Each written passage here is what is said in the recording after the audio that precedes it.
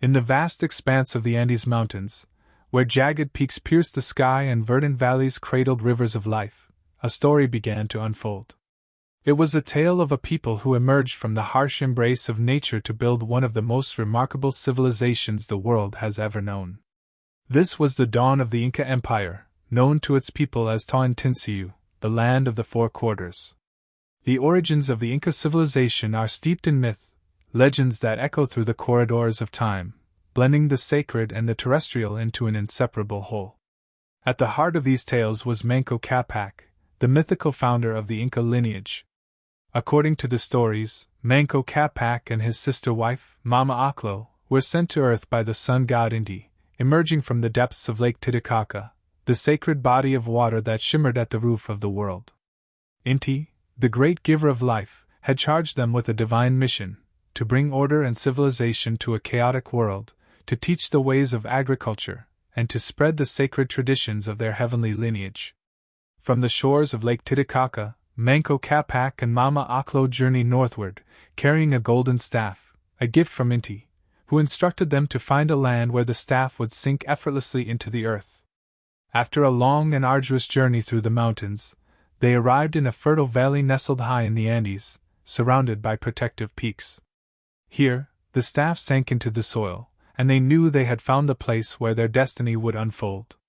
They called this place Cusco, which would become the navel of the Inca world, the sacred heart of an empire that would one day stretch from the coasts of modern-day Ecuador to the deserts of northern Chile. The early Incas were but one of many small tribes inhabiting the Andean highlands. They lived in modest dwellings of stone and thatch, subsisting on the fertile terraces they carved into the mountainsides. At first, their world was defined by survival, a constant battle against the harsh environment. Yet, it was within this crucible of adversity that the seeds of greatness were sown. The Incas learned to harness the land's natural rhythms, developing advanced agricultural techniques that would later become the cornerstone of their civilization. Their fields yielded maize, potatoes, and quinoa, crops that sustained them in even the harshest seasons. Their llamas and alpacas provided wool, meat, and transportation across the rugged terrain. The rise of the Incas was not an inevitable march to dominance. Rather, it was the result of a unique confluence of ingenuity, adaptability, and divine belief. In these early years, the Incas relied on their ability to unite and organize, traits that would define their empire in the centuries to come. They forged alliances with neighboring tribes through marriage and diplomacy, and when necessary, they defended their lands with resolute ferocity. Over time, their influence began to grow, and Cusco evolved from a humble settlement into a burgeoning city. The leadership of the early Inca rulers, believed to be descendants of Manco Capac, was steeped in both spiritual and temporal authority. These rulers, known as Sapa Incas, were seen as the earthly representatives of Inti, bridging the divine and human realms. As the Sapa Incas' lineage expanded, so too did the city of Cusco. Its central plaza became a place of gathering, ceremony, and commerce, where the people celebrated their connection to the heavens and the earth. Around it, stone structures rose, constructed with a level of precision that would come to define Inca architecture, seamless walls built without mortar, able to withstand earthquakes and the test of time. In these foundational years, the Incas began to cultivate a system of governance and belief that would later sustain an empire. Central to this system was the concept of Elu, a kin-based community structure that emphasized cooperation and collective responsibility. Each Elu was bound to its neighbors through reciprocal obligations, a system that allowed the Incas to pool their resources and labor for communal projects, from building irrigation systems to raising temples. This sense of shared purpose would later enable the Incas to undertake monumental feats of engineering, including the construction of the vast road network that would knit their empire together. Religion played an integral role in shaping the identity of the early Incas. The sun god Inti was at the center of their spiritual universe, but their pantheon included many other deities who presided over the forces of nature. They worshipped Pachamama, the Earth Mother, and Viracocha, the creator god who had brought forth the sun, moon, and stars. Their rituals were elaborate expressions of gratitude and supplication, involving offerings of food, textiles, and, at times, blood. Temples were built as sacred spaces to honor the gods, their construction often aligned with celestial phenomena, reflecting the Incas' deep connection to the cosmos. As Cusco grew, so did the ambitions of its people. The Incas began to look beyond their valley, envisioning a future where their influence would stretch across the Andes. Yet, their expansion was not solely driven by conquest. It was also motivated by a profound belief in their divine mission to bring order and prosperity to the world. They saw themselves as the chosen stewards of a sacred legacy, tasked with spreading the blessings of their civilization to all who would accept them. The first steps toward empire were cautious and calculated. The Incas secured their hold on the Cusco Valley, forging alliances and subduing rival tribes through a combination of diplomacy, marriage, and military might.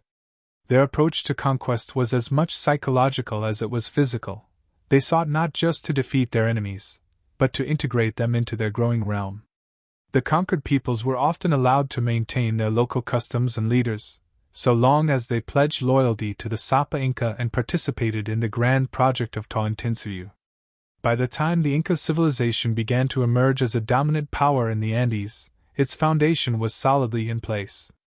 The people of Cusco had developed a sophisticated social, political, and religious system that allowed them to thrive in one of the world's most challenging environments.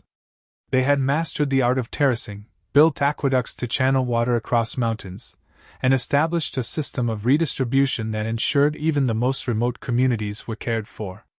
These early achievements laid the groundwork for the empire's later expansion and the golden age of Inca rule. As the sun set over the Andes, casting long shadows over the nascent city of Cusco, the air was filled with a sense of purpose.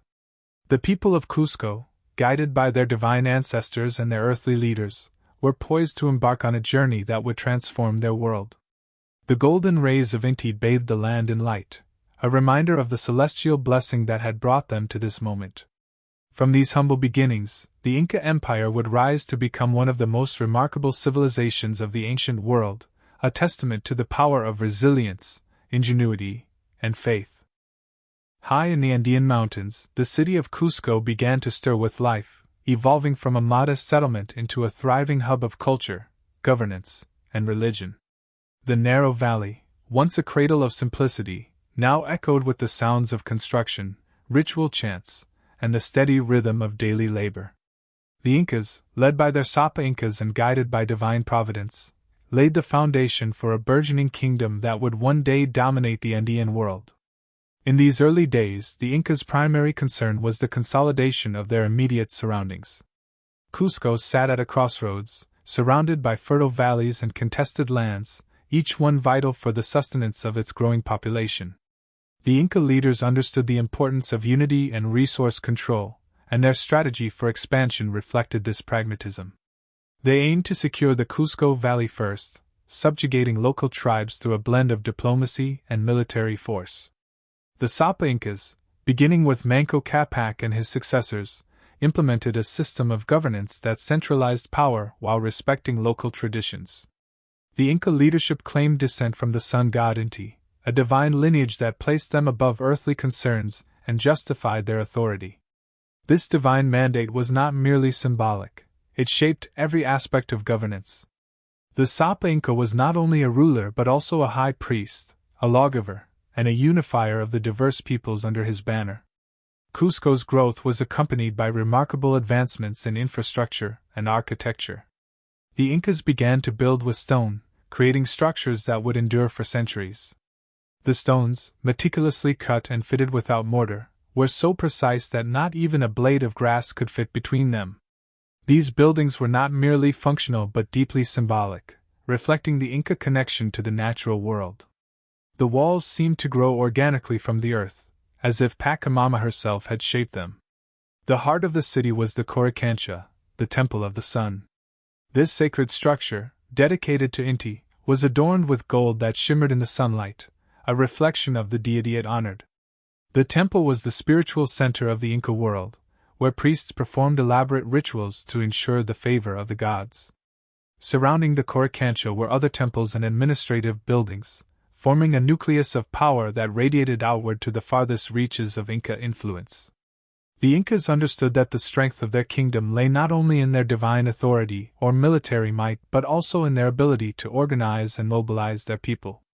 The concept of elu, the kin-based community system, became a cornerstone of their society. Each elu was responsible for contributing labor and resources to the greater good, creating a system of reciprocal obligation that bound the people together.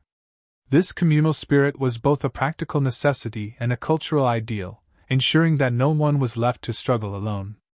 The agricultural innovations of the Incas were crucial to their success. The terraces that lined the mountain slopes were more than a feat of engineering. They were a lifeline for a civilization that depended on the land for survival. These terraces conserved water, reduced soil erosion, and allowed the Incas to grow a diverse array of crops, from potatoes and maize to quinoa and coca leaves.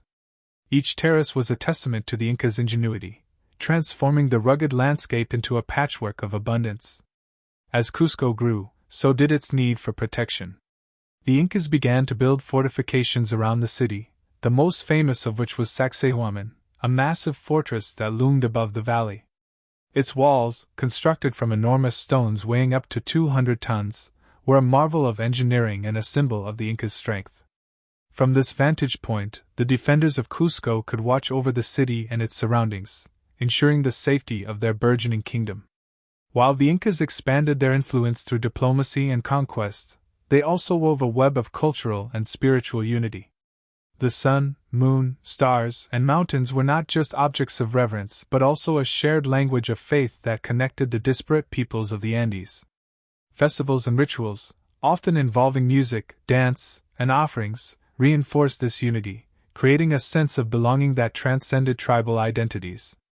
The Sapa Incas understood the power of spectacle and tradition in maintaining loyalty. The annual Inti Raymi festival, held in honor of the sun god, was one such event. During this grand celebration, the people of Cusco gathered to witness the Sapa Inca perform rituals and offer sacrifices to ensure the sun's continued journey across the sky. The sight of their ruler, adorned in resplendent gold and flanked by priests and nobles, was a powerful reminder of the divine order that governed their lives. The Incas' rise was not without challenges. Neighboring tribes resisted their advances, and internal dissent occasionally threatened their unity. Yet, the Incas' ability to adapt and integrate their adversaries into their system proved to be their greatest strength. Conquered tribes were offered a place within the Inca framework, often allowed to retain their local leaders and customs as long as they pledged allegiance to the Sapa Inca. This approach, while pragmatic, also reflected the Incas' belief in their divine mission to bring order and prosperity to the world. As the years passed, Cusco transformed from a modest city into a powerful capital. Its streets, laid out in the shape of a puma, a sacred animal in Inca cosmology, bustled with activity. Artisans crafted textiles and pottery, farmers brought their produce to market, and priests prepared for the next ritual. The city was a microcosm of the Inca world, a place where the celestial and terrestrial met, where the dreams of a people began to take shape. By the time the early Incas had secured the Cusco Valley, the foundation for their empire was firmly in place. They had forged a society that balanced tradition and innovation, spirituality and pragmatism. The people of Cusco, guided by their divine leaders and bound by a shared purpose, were ready to expand their vision beyond the valley. The land of the four quarters, Tawantinsuyu, was beginning to take form. As the sun set over the Andes, casting its golden light on the stone walls of Cusco, the city stood as a beacon of hope and ambition. The Incas, with their boundless energy and unwavering faith, were poised to embark on a journey that would transform the Andean world. Their story was one of resilience, ingenuity, and the unyielding belief that they were destined to shape the destiny of the land beneath their feet. The Andes Mountains stretched across the horizon like a formidable spine, their rugged peaks and shadowed valleys a constant reminder of the challenges and possibilities before the Incas. In the heart of this imposing terrain, the city of Cusco stood as a vibrant and determined center of power. The early victories and unification of the Cusco Valley under Inca rule were only the beginning. The vision of Tawantinsuyu, the land of the four quarters, now extended far beyond the horizon. It was under the leadership of successive Sapa Incas that the dream of expansion began to take shape. The first steps outward were calculated and strategic, driven by necessity and ambition. The fertile lands of the highlands were finite, and the growing population of Cusco demanded new resources. But the Incas' expansion was not merely a quest for survival. It was a divine mission, a sacred duty bestowed by Inti, the sun god. The belief in their heavenly mandate emboldened the Inca rulers to claim new territories, spreading the blessings of their civilization to the peoples of the Andes. The process of expansion began with diplomacy, a hallmark of Inca statecraft. Envoys were dispatched to neighboring tribes with offers of alliance and integration. These envoys carried gifts of textiles, maize, and coca leaves, symbols of the prosperity that awaited those who joined the Inca fold.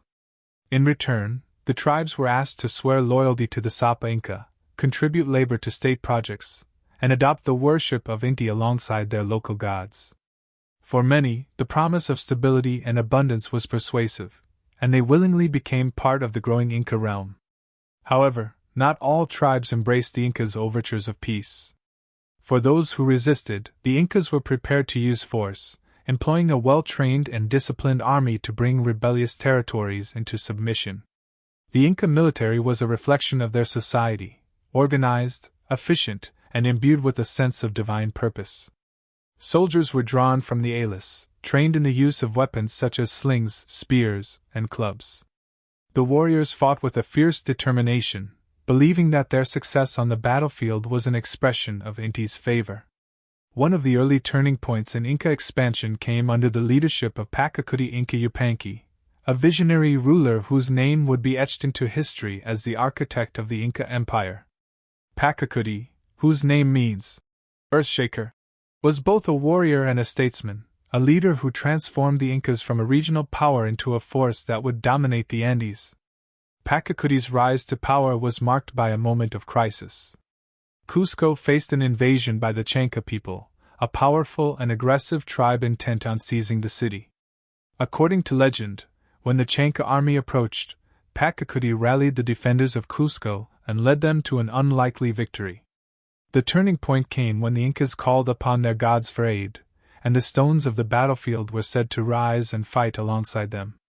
The triumph over the Chanca not only secured Cusco's survival but also established Pachacuti's reputation as a leader of unparalleled vision and determination. With the Chanca threat vanquished, Pachacuti turned his attention to reorganizing the Inca state and laying the groundwork for expansion. He implemented sweeping reforms, transforming Cusco into a model of urban planning and administration. The city was divided into quarters that mirrored the four divisions of Tawantinsuyu, symbolizing the unity of the empire under the Sapa Inca. Roads radiated outward from the city like the rays of the sun, connecting Cusco to the farthest reaches of the empire. The construction of the Inca Road Network, or Capac-Nan, was one of Pachacuti's most enduring achievements. These roads, carved into mountains and spanning rivers with suspension bridges, facilitated the movement of armies, goods, and information across vast distances. Along the roads, the Incas built tambos, way stations where travelers could rest and resupply. This infrastructure was vital to the empire's cohesion, allowing the Sapa Inca to maintain control over even the most remote territories. As Pachacuti's vision unfolded, the Incas expanded their territory through a combination of diplomacy and conquest. Each new addition to the empire was integrated into the Inca system, a process that required careful planning and administration. Conquered peoples were often relocated to new regions, a practice known as mitma. This resettlement policy served multiple purposes. It broke up potential centers of rebellion, spread Inca culture, and ensured that newly conquered lands were populated with loyal subjects. The Incas also introduced their administrative practices to the newly integrated territories. Local leaders, known as curacas, were retained to oversee their communities, but they were now subordinate to Inca officials. These officials, drawn from Cusco's elite, acted as representatives of the Sapa Inca, ensuring that taxes were collected, laws were enforced, and public works projects were completed. Religion played a central role in unifying the empire. The Incas encouraged the worship of Inti as the supreme deity, but they also respected the local gods of the conquered peoples.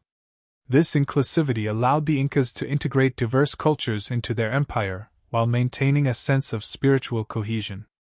Religious festivals, such as Inti Raymi, became grand spectacles that reinforced the Sapa Inca's divine authority and celebrated the unity of Tawantinsuyu.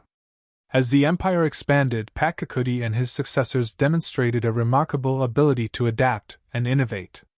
They developed methods to administer vast territories, from the fertile valleys of the coast to the high-altitude plateaus of the Andes. They built storage facilities, known as calcas, to stockpile surplus food, ensuring that the empire could withstand droughts and other natural disasters. They also codified laws and traditions, creating a system of governance that balanced central authority with local autonomy. By the end of Pachacuti's reign, the Inca Empire had grown exponentially, stretching from modern-day Ecuador to parts of Chile and Argentina. The vision of Tawantinsuyu was no longer a dream, it was a reality. The land of the Four Quarters was a tapestry of diverse peoples, united by a shared belief in the divine mission of the Sapa Inca and the promise of prosperity under Inca rule. As the sun set over the Andes, casting its golden light on the roads, terraces, and fortresses of the empire, the Incas stood on the brink of greatness. The foundations laid by Pachacuti and his predecessors would support an empire that would endure for generations, a testament to the resilience, ingenuity, and ambition of a people who had turned the challenges of their environment into opportunities for greatness. The dream of Tawantinsuyu, born in the fertile valleys of Cusco, was now a reality, and its story was just beginning. The Inca Empire had entered its golden age, a period of unparalleled growth, prosperity, and cultural flourishing. Under the reigns of Pachacuti Inca Yupanqui and his successors, Tawantinsuyu had transformed into the most formidable empire in the pre-Columbian Americas. Spanning thousands of miles across the Andes, it encompassed a vast array of climates, terrains, and peoples.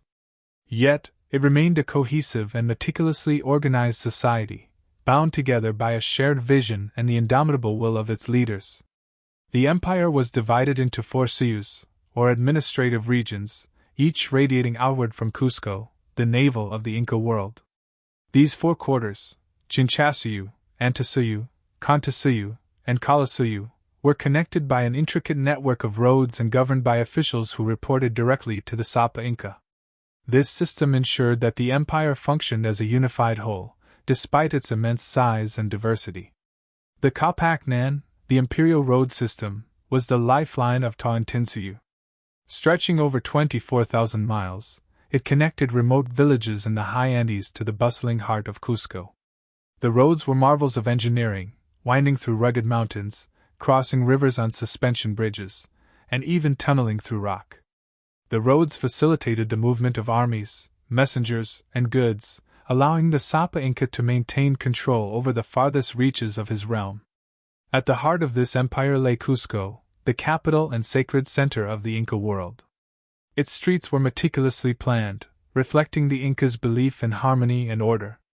The city's layout mirrored a puma, a sacred animal in Inca cosmology, symbolizing strength and protection. The Coricancha, the Temple of the Sun, was the city's crown jewel. Adorned with gold that glittered in the sunlight, it was a place of profound spiritual significance where priests conducted elaborate rituals to honor Inti and ensure the empire's prosperity. Agriculture thrived during this period, bolstered by the Incas' innovative techniques and communal labor system. The terraced fields that lined the mountain slopes were masterpieces of engineering, conserving water and preventing soil erosion. These terraces, combined with advanced irrigation systems, allowed the Incas to cultivate a wide variety of crops, from potatoes and maize to quinoa and coca leaves. Each terrace represented not just sustenance, but a symbol of the Incas' ability to harness and transform their environment. The labor system, known as mita, was central to the functioning of the empire.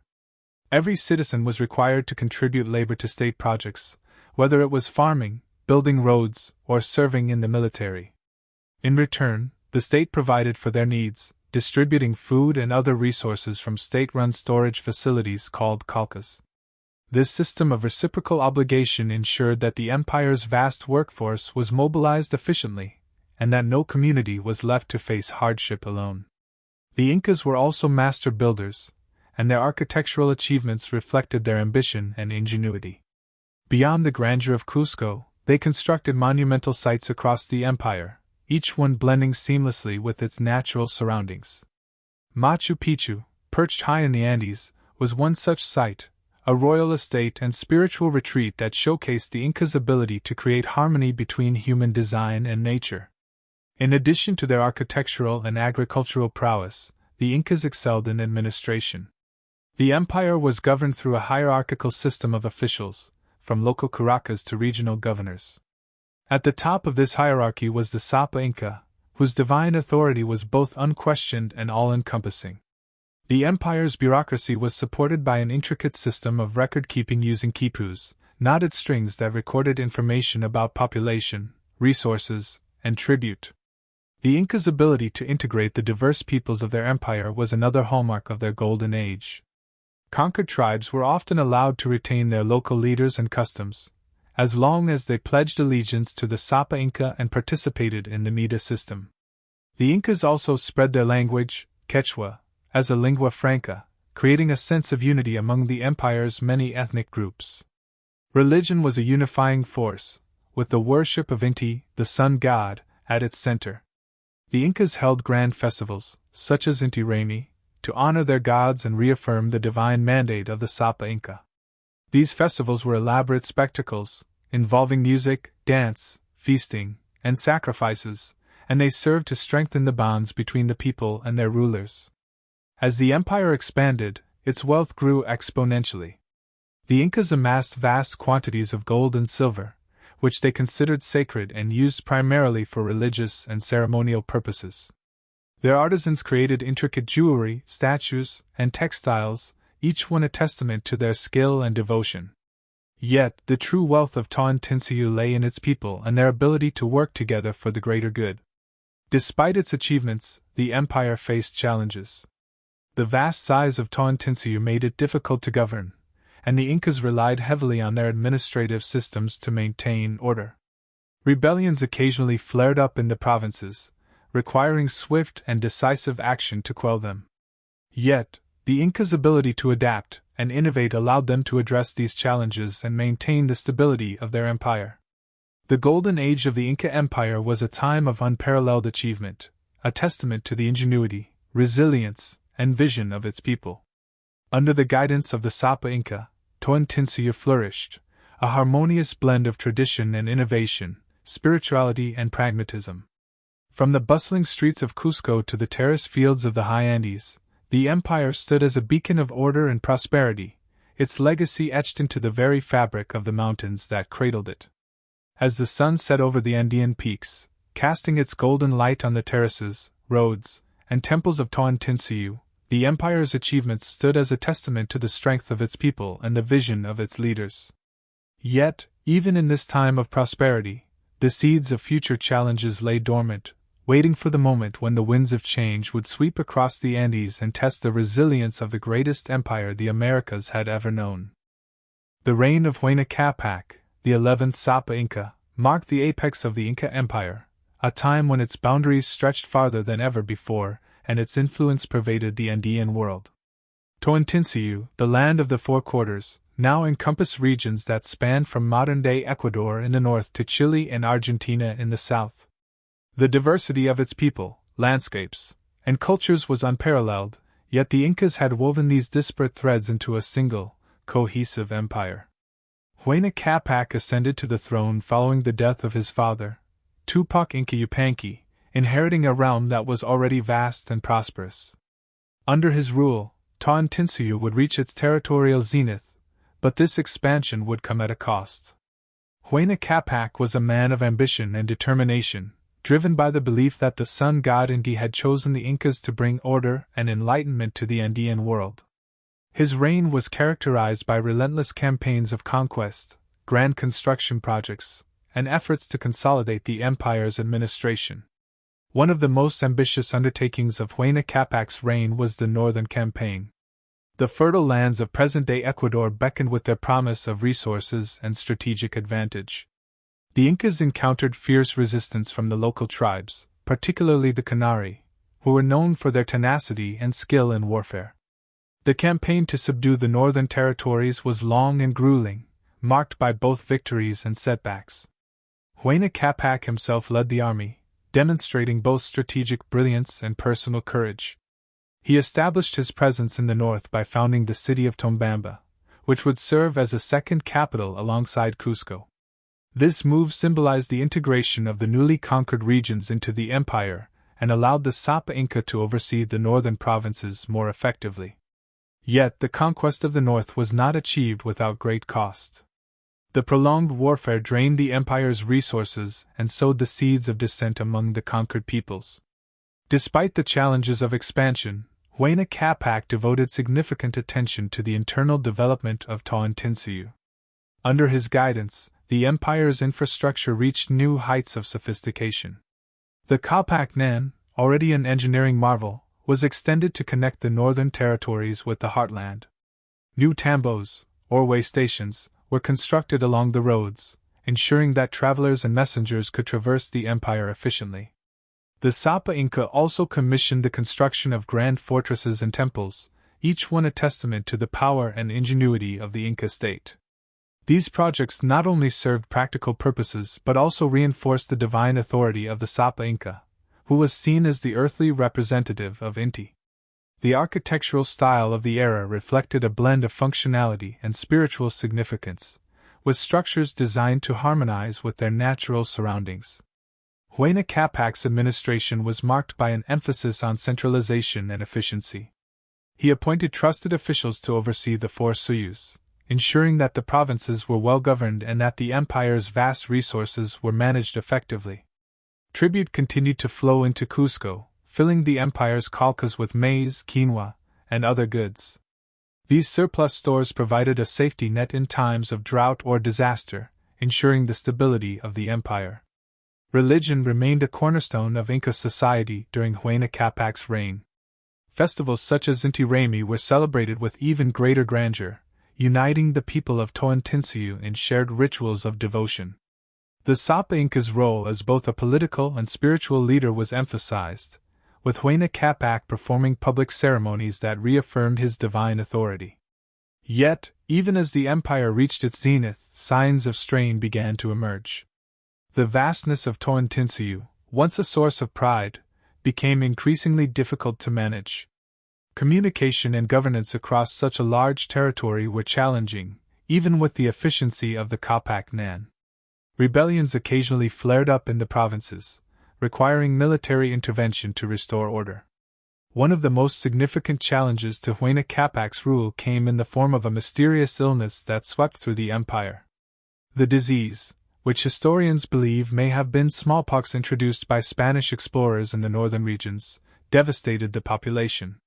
Entire communities were wiped out, and the death toll included members of the royal family and high-ranking officials. The epidemic disrupted the empire's administrative machinery and created a sense of unease among the people. Huayna Capac himself fell victim to the illness while in the northern city of Tombamba. His death marked a turning point in the history of the Inca Empire. Without a clear successor, the empire was plunged into a succession crisis that would ultimately lead to civil war. The unity that had been the hallmark of Tawantinsuyu was now under threat, and the seeds of discord began to take root. Despite the challenges and the shadow of impending conflict, Huayna Capac's reign remained a period of remarkable achievement. The empire's expansion, infrastructure, and cultural achievements during his time on the throne were unparalleled, solidifying the legacy of Tawantinsuyu as one of the most remarkable civilizations in human history. As the sun set over the Andes, casting its golden light on the terraced fields and bustling cities of the empire, the legacy of Huayna Capac and the Inca Golden Age seemed unshakable. Yet, the winds of change were beginning to stir, and the future of Tawantinsuyu hung in the balance. The story of the Inca Empire was far from over, but the trials that lay ahead would test its resilience and unity like never before. The death of Huayna Capac was a devastating blow to the Inca Empire, one that would ripple through the Andes with far-reaching consequences. As the Sapa Inca breathed his last in Tombamba, the empire he had nurtured and expanded faced an uncertain future. The line of succession, once an unbroken chain of divine authority, was now contested.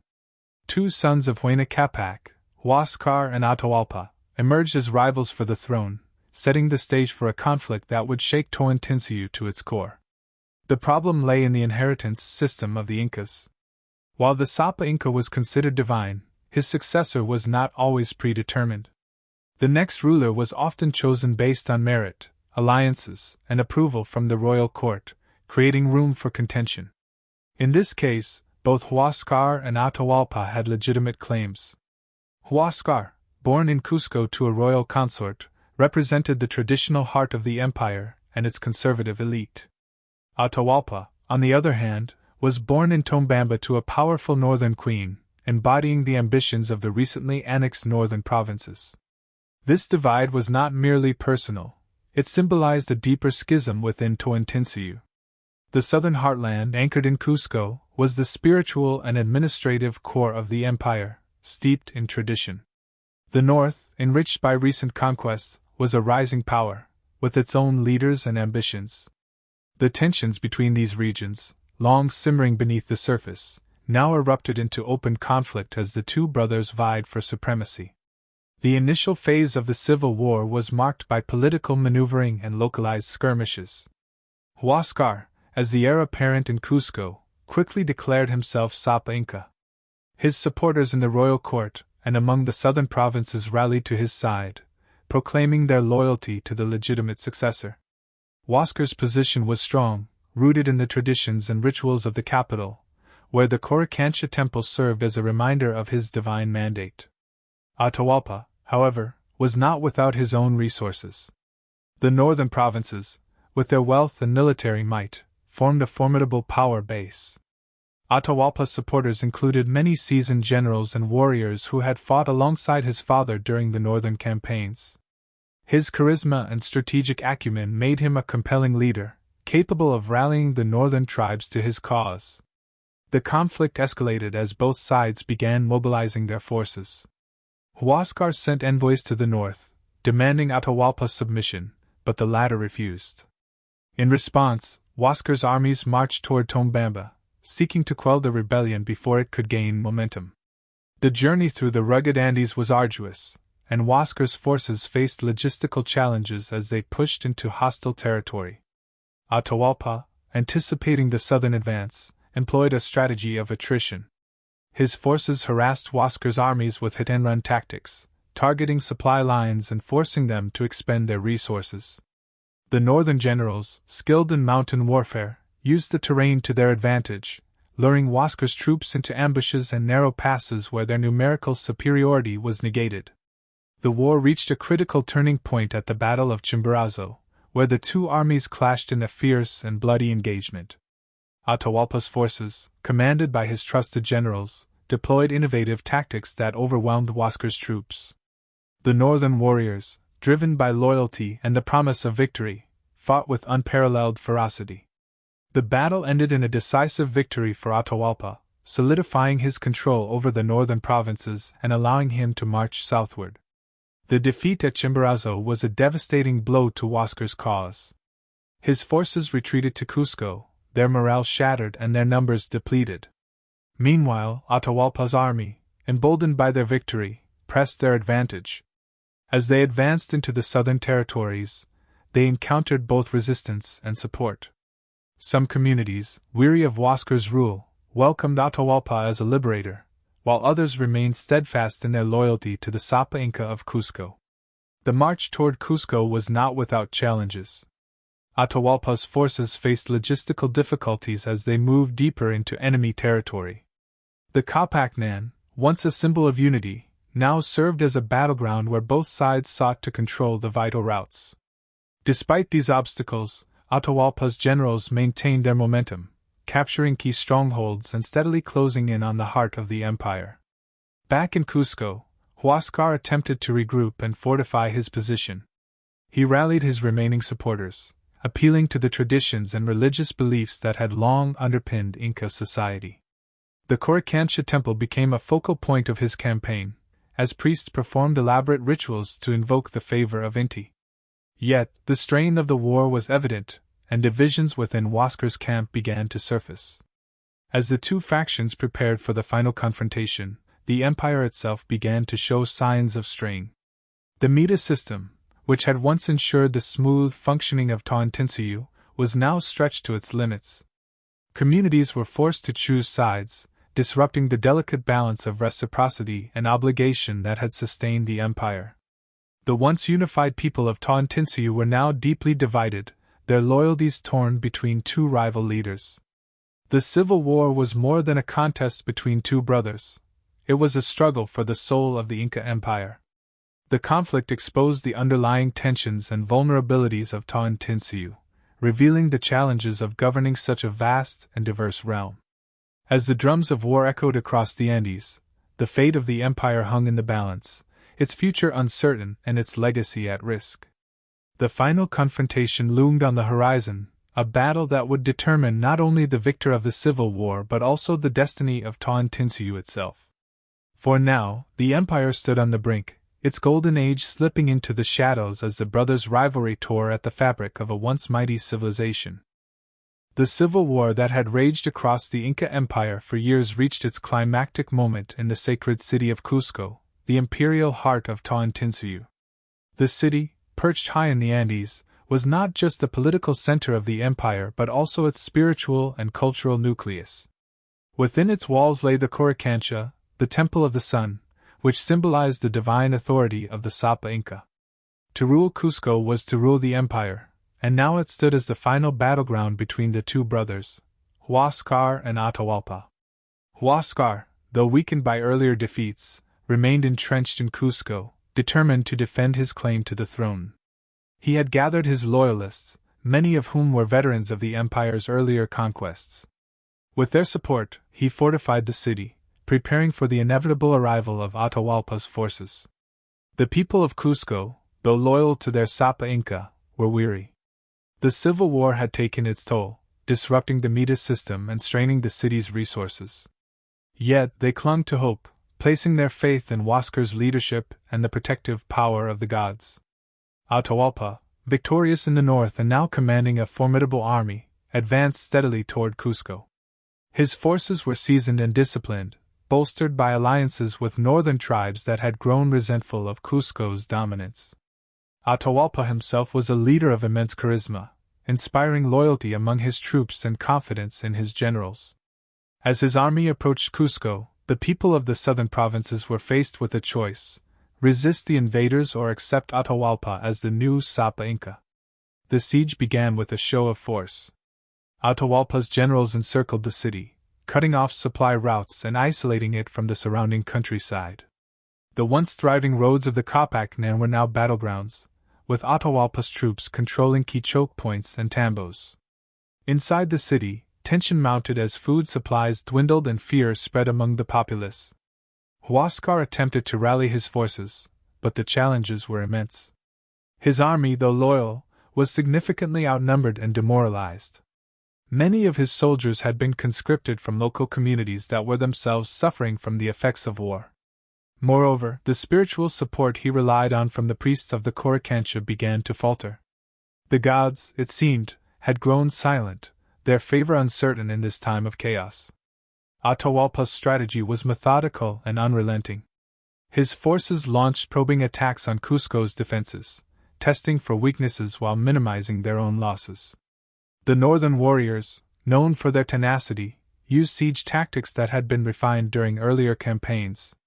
They built wooden siege engines and scaling ladders, tools rarely seen in Andean warfare, reflecting Atahualpa's willingness to innovate.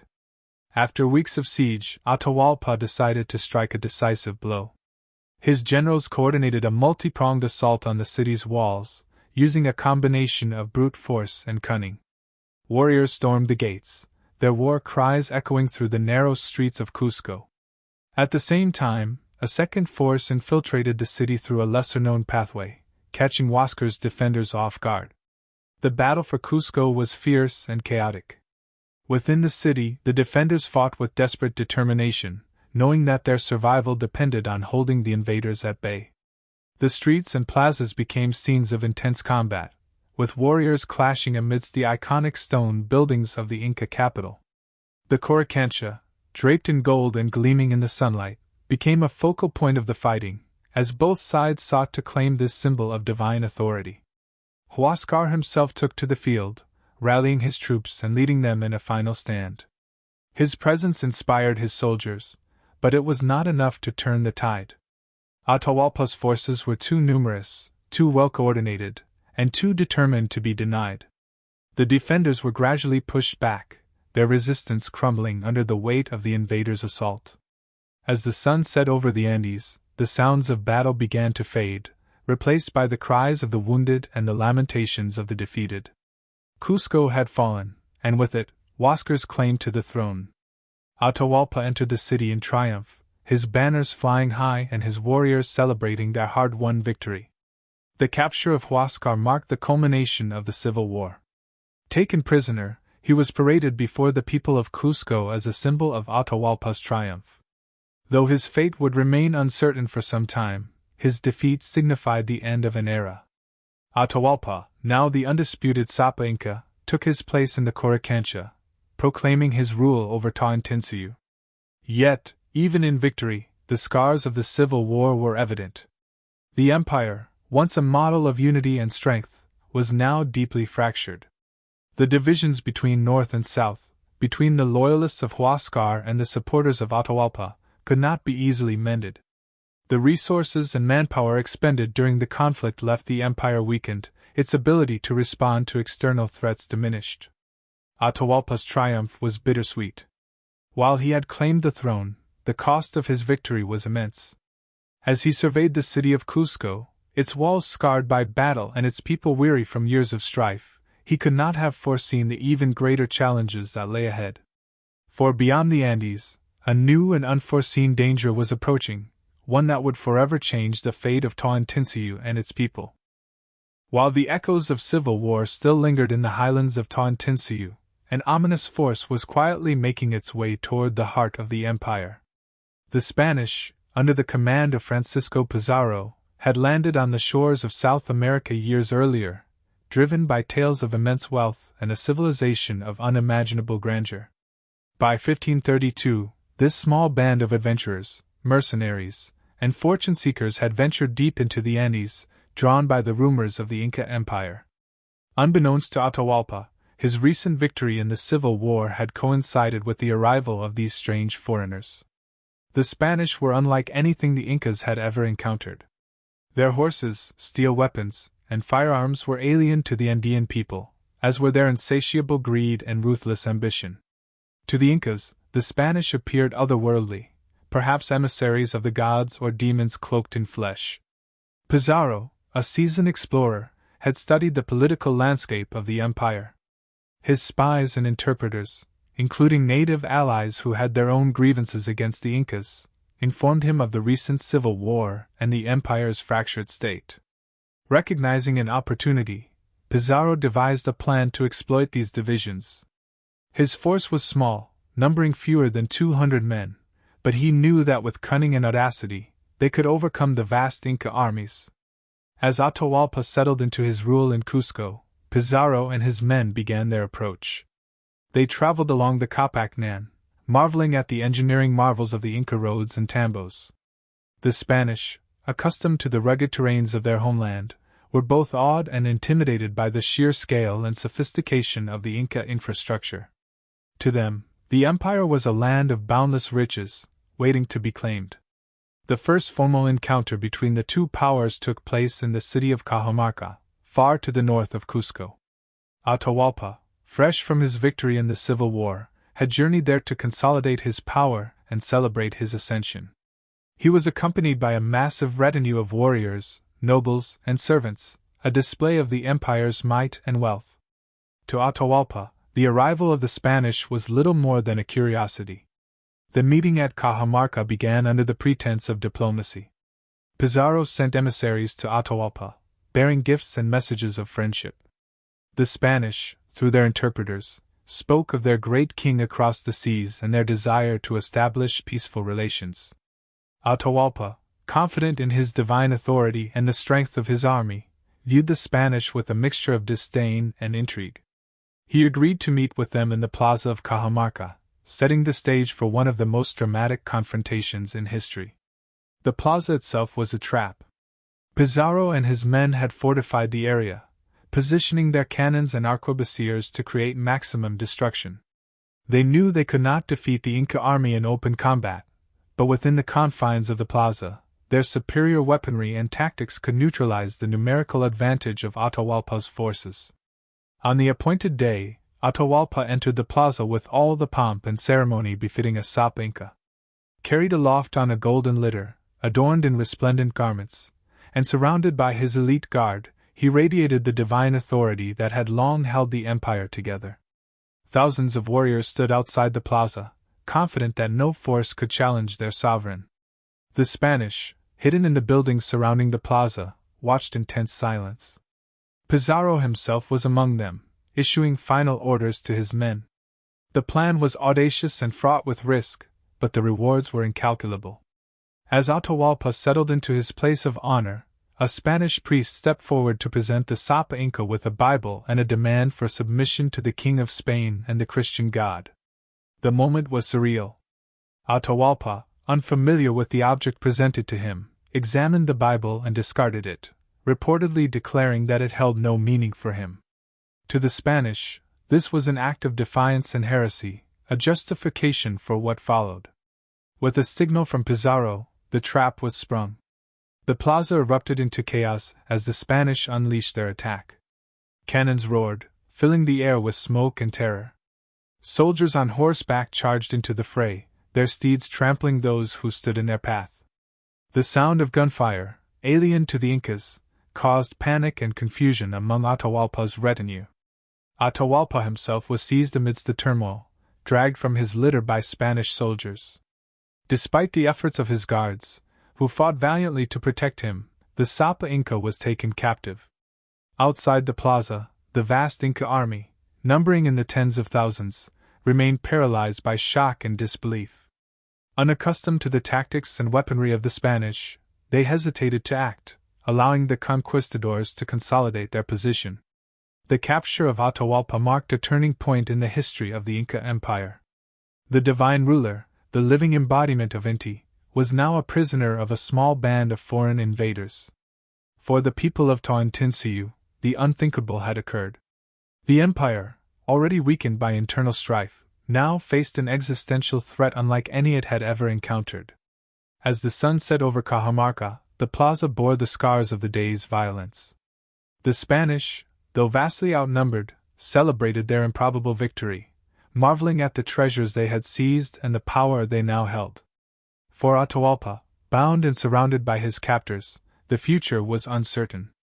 The Sapa Inca, once the master of a vast empire, now found himself at the mercy of strangers whose motives he could not fully comprehend. Thus began the final chapter in the story of Tawantinsuyu, a tale of resilience, betrayal, and the clash of worlds that would forever alter the fate of the Andes and its people. The capture of Atahualpa at Cajamarca sent shockwaves across Tawantinsuyu. The Sapa Inca, the divine ruler believed to be the son of Inti, had been taken hostage by a small band of foreigners. The spiritual and political fabric of the empire was shaken, and the Inca people struggled to comprehend how such a calamity could have occurred. For Atahualpa himself, the days that followed his capture were filled with uncertainty, as he navigated the strange customs and ambitions of his captors. The Spanish, led by Francisco Pizarro, quickly realized the immense value of their prisoner. Atahualpa was more than just a king, he was the living symbol of Inca power and divine authority. Recognizing this, Pizarro sought to use Atahualpa as a tool to consolidate control over the empire. The Sapa Inca, for his part, understood the precariousness of his situation. He was a ruler accustomed to wielding absolute power, now reduced to a bargaining position with invaders who seemed to defy all expectations.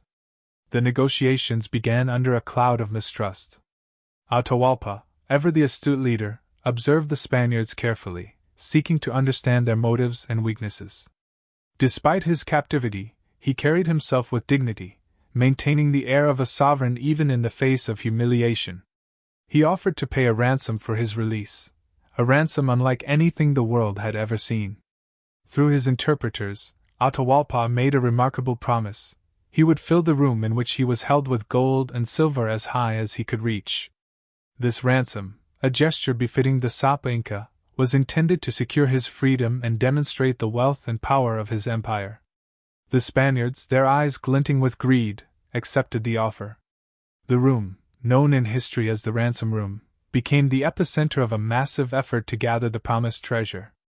Messengers were dispatched across the empire, summoning the Caracas and provincial leaders to contribute their wealth. Gold and silver began to flow into Cajamarca, carried on the backs of llamas and borne by weary travelers who made their way through the mountainous terrain. The empire's temples, palaces, and storerooms were emptied, their treasures sacrificed in the hope of saving the Sapa Inca. For the Spanish, the arrival of the ransom was both a marvel and a temptation. The sheer scale of the wealth being assembled was unprecedented, dwarfing anything they had encountered in their previous conquests. Golden artifacts, intricately crafted and imbued with spiritual significance, were melted down to satisfy the greed of the invaders. Sacred objects, once used in rituals honoring the gods, were reduced to ingots, their spiritual essence desecrated in the process. Atahualpa watched this unfold with a mix of anger and resignation. He had hoped that the ransom would not only secure his freedom but also buy time for the empire to regroup. While the gold and silver poured into Cajamarca, Atahualpa maintained communication with his generals, urging them to prepare for the eventual confrontation with the Spanish. His hope was to unite the empire once more, using his freedom as the rallying point for resistance. The months of Atahualpa's captivity were marked by a delicate interplay of power and manipulation. The Spanish, while outwardly respectful of the Sapa Inca, sought to undermine his authority and gather intelligence about the empire. They questioned him extensively about Inca governance, military strategy, and religion, piecing together a picture of the vast and complex civilization they sought to conquer. Atahualpa, in turn, sought to sow discord among the Spaniards. He observed their rivalries and ambitions, exploiting their divisions to his advantage. Through subtle gestures and carefully chosen words, he played on their insecurities, hoping to delay their plans and create opportunities for his empire to strike back. As the treasure piled higher in the ransom room, tensions within the Spanish camp grew. The sheer wealth they had acquired was enough to make them wealthy beyond their wildest dreams, yet they were acutely aware of the risks they faced. They were a small force, surrounded by a vast and populous empire that could overwhelm them if united. Pizarro, ever cautious, weighed his options carefully. Ultimately, the arrival of the ransom did little to ease Atahualpa's plight. Despite his promises, the Spanish had no intention of releasing their most valuable asset. For them, Atahualpa was both a key to power and a potential threat. Releasing him, they feared, could ignite a rebellion that would undo all they had gained. The breaking point came when suspicions arose about Atahualpa's intentions. Rumors reached the Spanish that the Sapa Inca was coordinating an attack, using his captivity as a cover to rally his forces. Whether these rumors were true or fabricated remains uncertain, but they sealed Atahualpa's fate.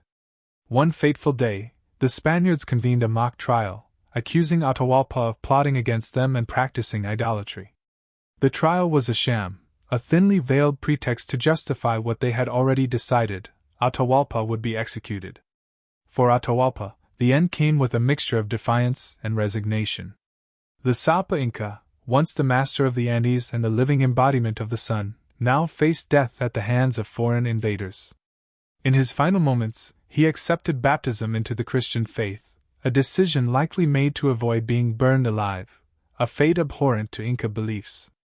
As the execution was carried out, the people of Cajamarca and the surrounding regions looked on in horror. The death of Atahualpa marked the end of an era, the extinguishing of a light that had guided the Inca people for generations. For the Spanish, it was a moment of triumph and tragedy, for in killing the Sapa Inca, they also severed the spiritual and political heart of the empire they sought to control. The Andes fell silent as the sun set on that fateful day. The death of Atahualpa heralded the beginning of the end for Tawantinsuyu, a civilization that had reached unparalleled heights of unity, engineering, and culture. Yet, even in this moment of darkness, the spirit of the Inca people endured, destined to echo through the mountains and valleys long after the empire's fall. The death of Atahualpa, a cataclysmic event for the Inca Empire, marked the turning point in the conquest of Tawantinsuyu. His execution sent shockwaves through the vast Andean mountains, where the Inca people had once flourished in harmony with their gods and their land. The empire's spiritual and political fabric had been torn apart, and now, under the rule of Francisco Pizarro, the end was near. In the aftermath of Atahualpa's death, the Inca Empire began to unravel. With their divine ruler gone, the Inca nobility found themselves in disarray. Atahualpa's sons, who had been kept under the Spanish watch, were powerless to stop the Spanish advance. The once great empire, which had spanned from the northern reaches of Ecuador to the southernmost parts of Chile, was now divided, weakened by internal strife and the loss of its leader. The Spanish had not simply defeated an army, they had shattered the very concept of Inca authority. Pizarro's forces, now bolstered by the riches and intelligence gathered through the capture of Atahualpa, pushed forward toward Cusco, the capital of the Inca Empire. The city, once a magnificent seat of power adorned with gold, silver, and intricate stonework, now stood vulnerable to invasion. The Incas, disillusioned and confused by the sudden and brutal destruction of their divine king, lacked the unity and direction necessary to mount a defense. Cajamarca had been a microcosm of the Spanish strategy: small, well-coordinated forces using surprise, deception, and superior technology to overcome vastly larger armies. The Spaniards had no illusions about the size of the Inca military. Every corner of the empire could call upon tens of thousands of warriors, but they were counting on the Incas' inability to unite, and their unfamiliarity with the tactics of the Europeans. The Conquistadors also had the aid of their indigenous allies, who had their own grievances against the Inca rulers. As Pizarro and his men entered the sacred city of Cusco, they were greeted by stunned silence, and the sight of a city both resplendent and fallen. The once grand structures, the magnificent palaces, and temples were now mere symbols of a world that had crumbled. The Incas, without their leader and spiritual guide, could not muster the strength to prevent the desecration of their capital. Though they put up a brief resistance, it was feeble in comparison to the might of the Spanish invaders. The city fell to Pizarro's forces without the fierce resistance that many had anticipated. Despite their victory, the Spanish were not yet secure.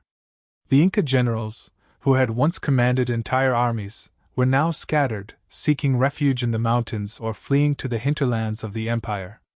They could not bear to watch as the remnants of their empire crumbled under the weight of Spanish conquest. The land that had been so carefully governed and cultivated by the Incas, with its advanced agricultural systems and impressive infrastructure, was now subject to foreign control, exploitation, and destruction. Pizarro, recognizing the symbolic importance of Cusco, began the process of consolidating his control. He established a new colonial government, converting the once mighty Inca capital into a center of Spanish rule. The Inca religion, with its reverence for the sun and its elaborate rites, was replaced by Christianity. The sacred temples, once resplendent with gold and silver, were dismantled, their treasures looted or melted down. The Inca people, once the proud rulers of the Andes, were now subjects of the Spanish crown. But despite the apparent triumph of the Spanish, the conquest was far from complete. The heart of the Inca resistance beat in the mountains. Manco Inca, one of Atahualpa's relatives, refused to submit to the Spanish invaders. As the Spanish grew more confident in their power, Manco launched a rebellion from the highlands.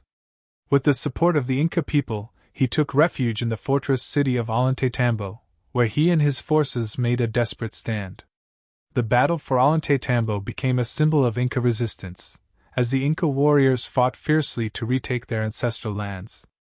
But while Manco's forces had initial success in pushing the Spanish out of the region, the Spanish were relentless.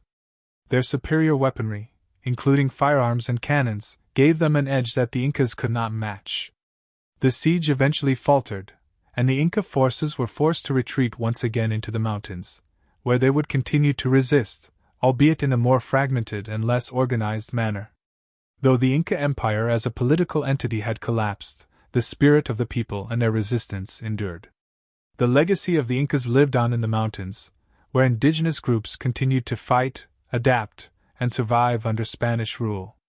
The conquest of the Inca Empire, though a resounding military victory for the Spanish, did not completely erase the cultural and spiritual identity of the Andean peoples. For Pizarro, his triumph was bittersweet. The riches from the conquered empire poured into Spain, enriching the conquistadors and the crown. But in his pursuit of gold, glory, and power, Pizarro had sown the seeds of a fragmented, discontented society. The resistance from the Inca people, though ultimately unsuccessful in regaining their empire, left a mark on the Spanish colonization process. The Andean highlands would remain a hotbed of rebellion for generations to come.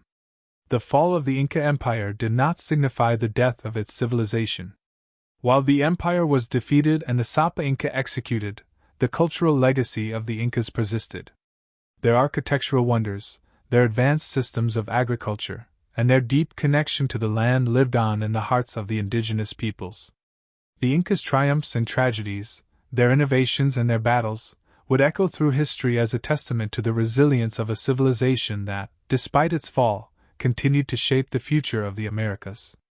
Thus, the Inca Empire fell not in a single moment, but in a prolonged process of conquest, resistance, and eventual transformation.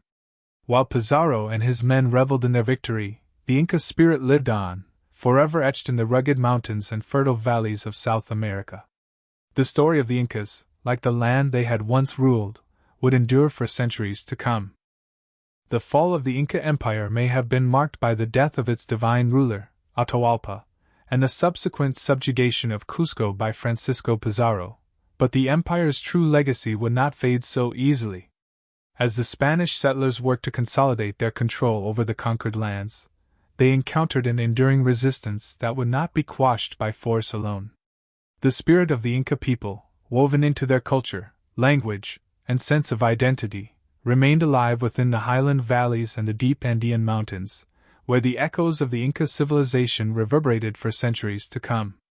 Although the Spanish had conquered the heart of the Inca Empire, their victory did not translate into a seamless transition of power. The vastness of the empire and the intricate systems the Incas had established could not be easily replaced by the colonial ambitions of the Spanish crown.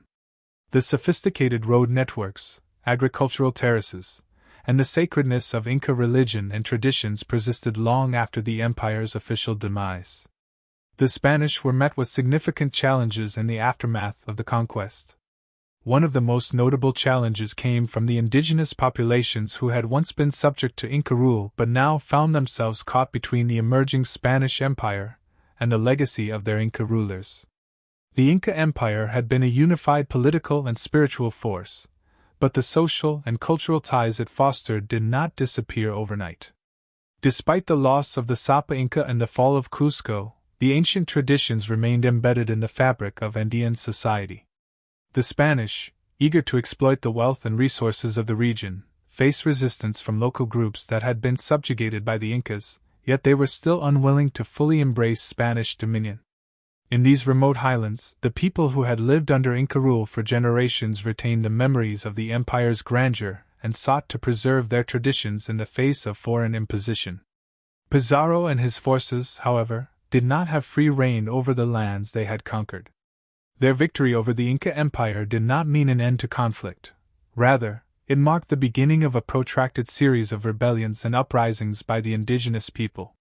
Manco Inca, who had briefly risen to power after Atahualpa's death, became a symbol of resistance. Though his rebellion against the Spanish eventually failed, his leadership inspired future generations to fight for the return of their independence. In the years following the conquest, the Spanish crown attempted to reshape the Andean world by building settlements, establishing new institutions, and spreading Christianity. But they quickly discovered that their control over the conquered people was not as solid as they had hoped. The Andes, home to resilient communities that had withstood the ravages of time and the triumphs of the Inca Empire, proved to be a challenging landscape for the Spanish colonists. Even as they constructed churches and towns atop Inca ruins, the indigenous people, largely forced into the encomienda system, continued to resist and adapt. One of the lasting legacies of the Inca Empire was its impressive infrastructure. The Inca had built a sophisticated system of roads that connected vast regions of their empire, stretching from present-day Colombia to Chile. These roads, constructed with remarkable precision, allowed for the rapid movement of people, goods, and information. Though the Spanish invaders largely sought to disrupt the Inca system to solidify their control, these roads remained in place, becoming a vital means of transportation in the colonial era. In addition to the roads, the Inca agricultural innovations also continued to serve as a model for the Spanish colonists. The terraced fields, which the Incas had meticulously cultivated in the Andean foothills, remained productive and were utilized by the Spanish as they began their own agricultural enterprises. The cultivation of potatoes, quinoa, and corn, as well as the domestication of the llama and alpaca, became vital to the new colonial economy. Despite the harshness of the encomienda system, which forced indigenous people into labor for the Spanish, many of the traditions, beliefs, and practices of the Inca people lived on. The Andean culture that had been forged under Inca rule retained its influence on future generations, evolving in ways that blended indigenous practices with Spanish customs. As the centuries passed, the legacy of the Inca Empire remained an indelible part of the Andean region's identity. The people continued to speak Quechua, the language of the Incas, and to celebrate traditional festivals that honored the rhythms of the natural world and the ancient gods. The knowledge of their ancestors, the techniques for constructing agricultural terraces, for weaving intricate textiles, and for understanding the movement of the stars, was passed down, albeit often in secret, as the Spanish sought to suppress indigenous culture. The Spanish, while victorious in conquering the heart of the Inca Empire, did not erase the ancient knowledge and culture of the Andean people. They did not fully subdue the resilient spirit that had once been expressed through the grandeur of the Inca civilization. Instead, the Inca Empire's legacy became a quiet, persistent force that shaped the future of the Andes, even under colonial rule. In modern times, the legacy of the Inca Empire has become a symbol of endurance and resilience. The ruins of Machu Picchu, the once hidden citadel of the Inca, stand as a testament to the ingenuity and power of the civilization. The remarkable architecture, the intricate stonework, and the ingenuity of the Inca people still captivate the world, even as the highland communities continue to cherish their heritage. The indigenous people of the Andes carry forward the memory of their ancestors, whose contributions to agriculture, astronomy, and engineering have left a lasting impact on the world. The fall of the Inca Empire may have been a tragic event, but it did not signal the end of the Inca spirit. Instead, that spirit lived on in the land, the people, and the culture of the Andes, where it would continue to inspire generations to come. The story of the Inca is a story not just of conquest and loss, but of survival, adaptation, and the enduring strength of a civilization that would never be fully defeated. Through centuries of colonial rule, resistance, and cultural transformation, the legacy of the Inca Empire has remained a source of pride and strength for the indigenous peoples of South America. The Inca may have fallen, but their imprint on the land and the people of the Andes is as indelible as the mountains themselves. As the centuries passed since the fall of the Inca Empire, the remnants of that mighty civilization continued to shape the lives of the people who called the Andean highlands their home. Though the Spanish had razed Inca temples, plundered gold, and sought to impose their colonial system, the strength of Inca identity endured beneath the surface. It was not an easy survival. The imposition of foreign religion, culture, and governance led to centuries of suppression, exploitation, and oppression. But the people of the Andes, inheritors of the Inca legacy, could not be easily erased from history. The Spanish crown had attempted to replace the Inca system with its own colonial structure. They imposed a harsh feudal system that saw the indigenous population coerced into servitude through the encomienda system, which forced them to work on Spanish plantations, in mines, and on vast haciendas. The wealthy Spanish settlers sought to extract the resources of the land, exploiting the labor of the local populations. Yet, no matter how much the Spanish tried to impose their will, they could not completely erase the Andean cultural consciousness, nor could they entirely diminish the profound connection that the people of the mountains had to their Inca past. As the Inca Empire crumbled, many of its symbols and practices were outlawed or hidden. The Spanish Church replaced the worship of the sun and Inti, the Inca god, with Catholic saints and Christian teachings. The people, however, continued to honor their ancient gods in secret, especially in remote villages and highland areas where the Spanish could not exert as much control. The syncretic blending of Catholicism and Inca traditions formed the basis of Andean religious practices. Saints were often associated with Inca gods, and Catholic ceremonies merged with ancient rituals. The festival of Inti Raymi, which had once been a grand celebration in honor of the sun god, remained an important ritual, albeit adapted to Christian forms over time. Beyond religion, the physical remnants of Inca culture were still visible across the land. The terraces, roads, and agricultural systems the Incas had built to cultivate the harsh mountain environment endured long after their empire had fallen. The agricultural techniques, including the cultivation of potatoes, quinoa, and maize, were passed down from generation to generation. In the rugged Andean landscape, these methods became vital for survival. Even the great stone cities like Sacsayhuaman, Ollantaytambo, and the majestic Machu Picchu, which had been largely abandoned by the Incas, were not forgotten.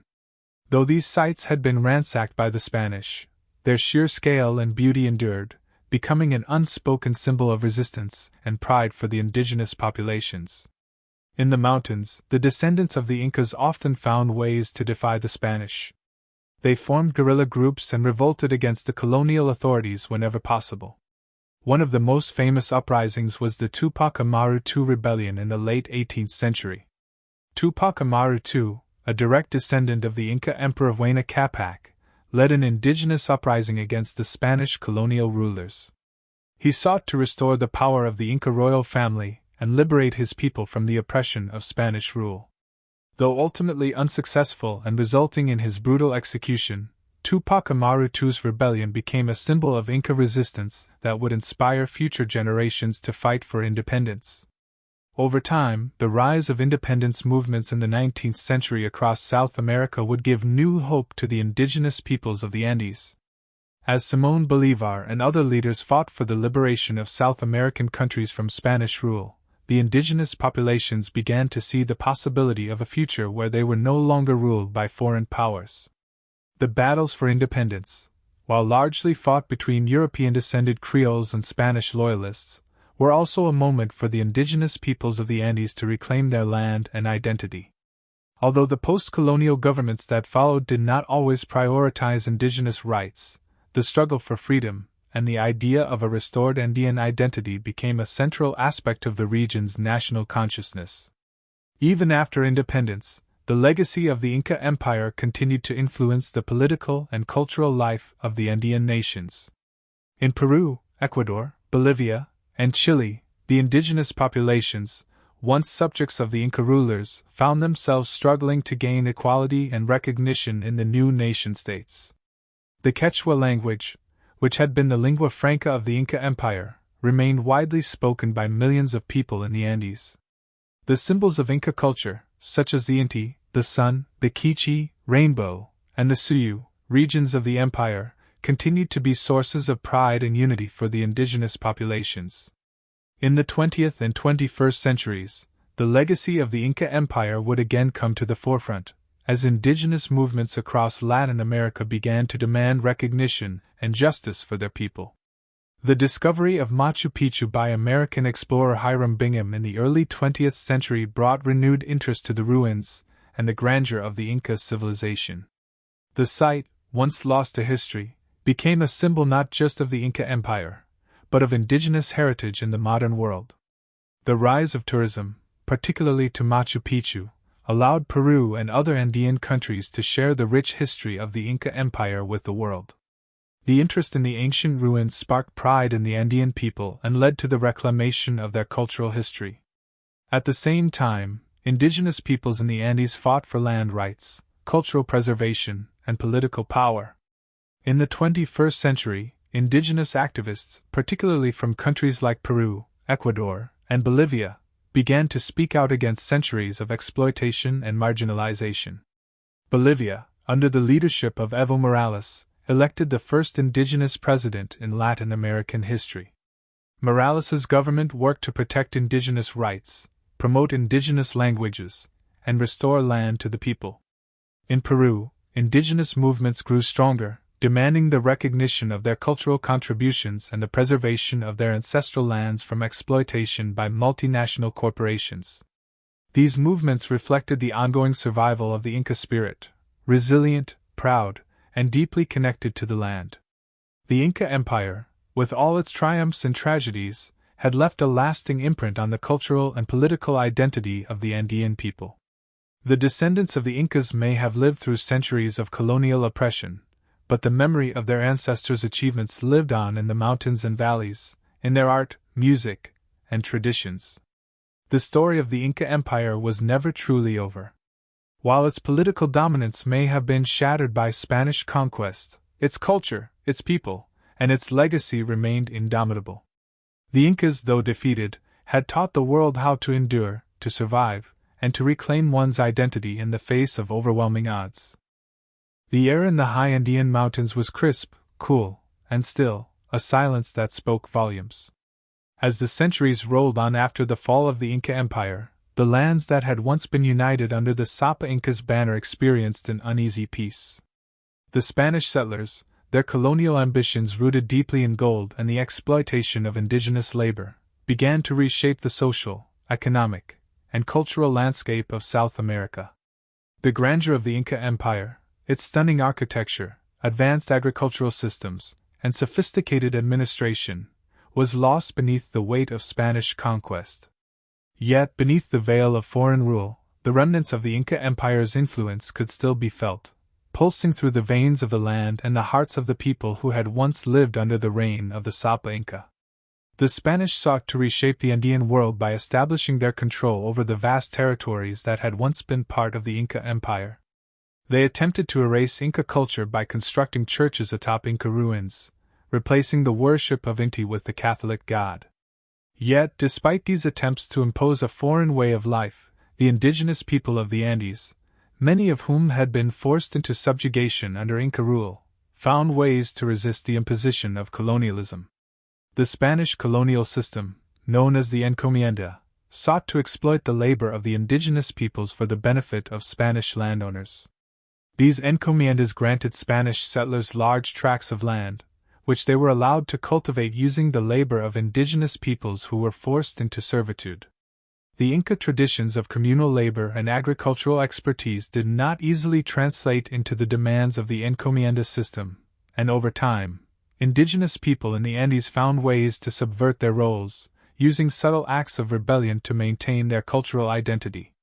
Whether through small uprisings, quiet resistance, or the preservation of old traditions in secret, the Inca spirit remained resilient.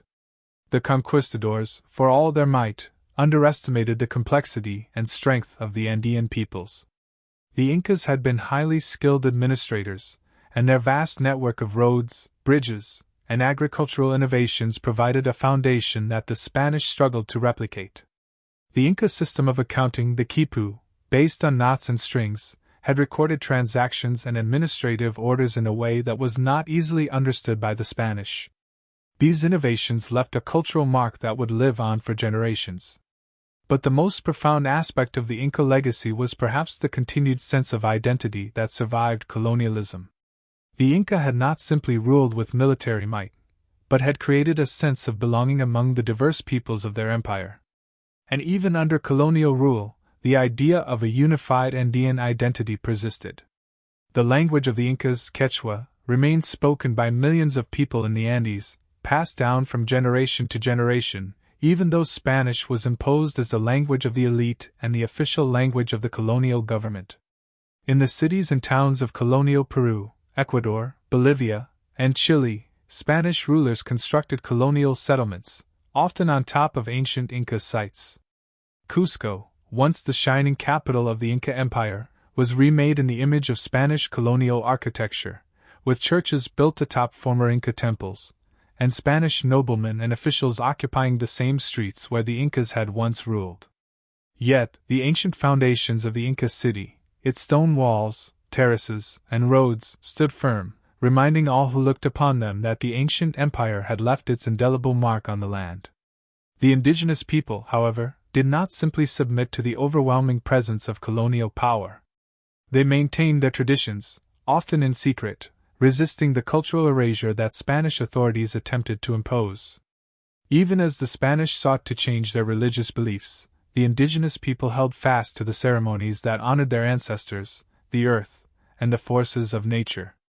The Inti Raymi, the ancient festival dedicated to the sun god, survived in remote villages, adapted in ways that allowed the people to continue worshipping in a manner that honored their heritage.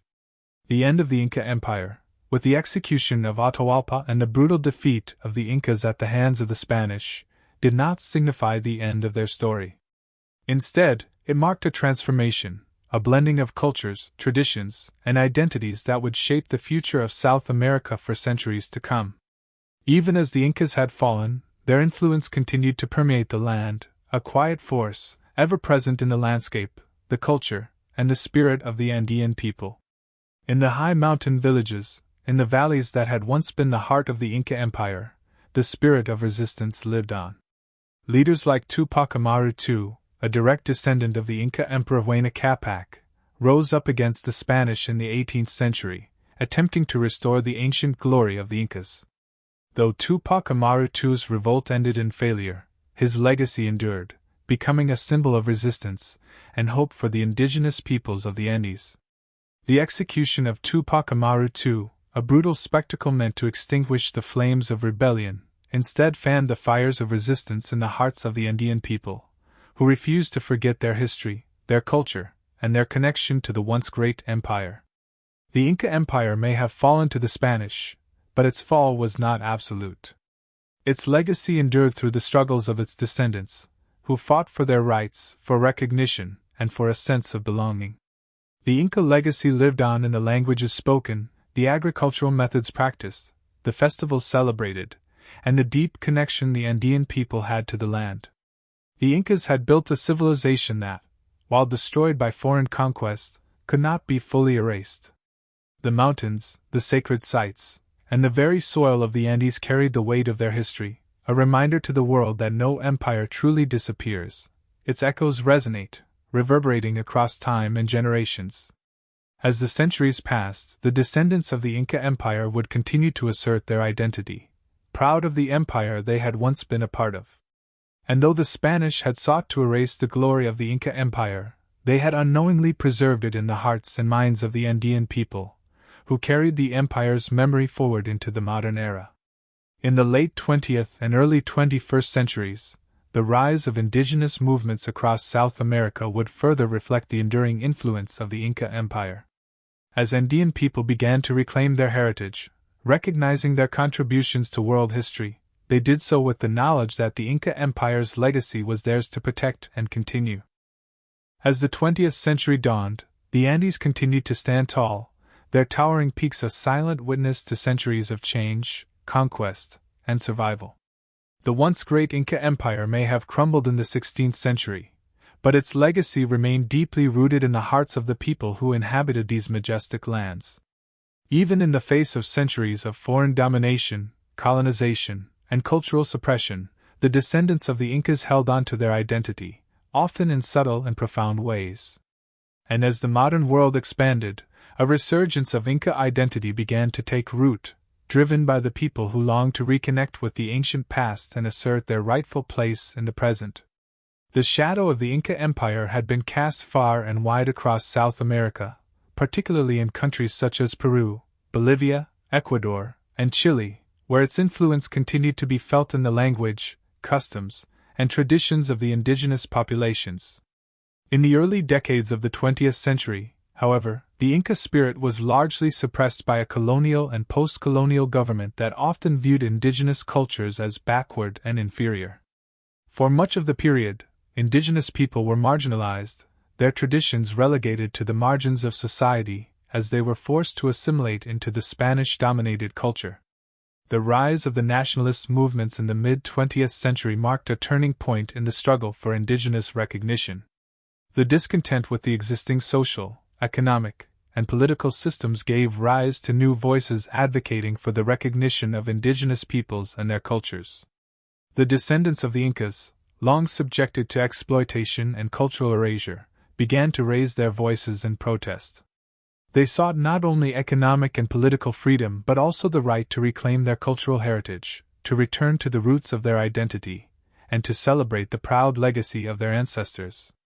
In Peru, the rediscovery of the ancient ruins of Machu Picchu, brought to the world's attention by explorer Hiram Bingham in 1911, provided the catalyst for a renaissance of Inca identity.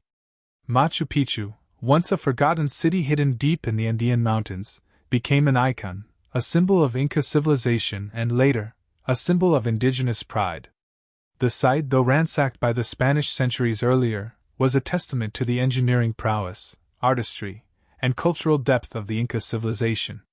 Its rediscovery sparked not only global interest in the Inca Empire but also a renewed sense of pride among the indigenous peoples of the Andes. The early 20th century also saw the first wave of intellectual movements in Latin America that sought to reframe indigenous identity.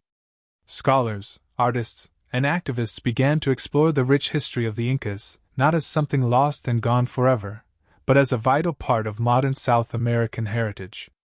These movements rejected the long-held notion that indigenous peoples were primitive or inferior and instead embraced the notion that Inca culture, with its advanced agricultural systems, architectural marvels, and social organization, had much to offer the modern world. Yet, despite this growing cultural renaissance, the fight for indigenous rights in the Andes was far from over. In the 1960s and 1970s, as the wave of social change swept across Latin America, indigenous activists began to call for political change. They demanded land reform, better representation, and the recognition of their rights as the descendants of the once mighty Inca Empire. The indigenous people of the Andes, once subjects of the Incas, were now demanding to be recognized as full citizens in their own land. However, their struggle was met with resistance from the ruling classes, who were often composed of those of European descent and viewed indigenous peoples as inferior or subordinate. The rise of Evo Morales in Bolivia in the early 21st century marked a dramatic shift in the political landscape of South America. Morales, a member of the indigenous Aymara people, was elected as Bolivia's first indigenous president in 2005. His ascent to power symbolized the culmination of decades of resistance by the indigenous peoples of the Andes and a rejection of colonial and neocolonial oppression. Morales's presidency marked a critical moment for the recognition of indigenous rights, and his government pushed for constitutional changes that granted official status to indigenous languages and promoted policies of land reform, economic empowerment, and cultural revival. In Peru, indigenous groups fought for their land and culture to be recognized, particularly in regions surrounding Machu Picchu and the broader Sacred Valley. Activists sought to ensure that the wealth generated by tourism to Inca sites would benefit the indigenous people who had long been excluded from the economic benefits of these treasures. At the same time, the local Andean communities continued to hold on to their traditions and customs, using the festivals, language, and customs that had survived centuries of Spanish rule as a means of asserting their identity. Though the Inca Empire had fallen more than 400 years ago, its impact on the Andean people remained undeniable.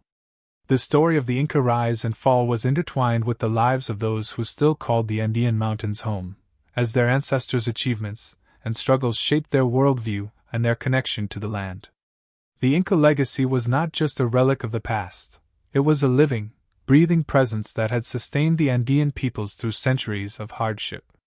The echoes of the Inca Empire reverberated through the cultural practices, languages, and artistic traditions of the indigenous communities. The Inca influence could be seen in the intricately woven textiles, the agricultural terraces that still dotted the mountainside, the vibrant festivals that celebrated the cycles of the earth, and the stories passed down through generations.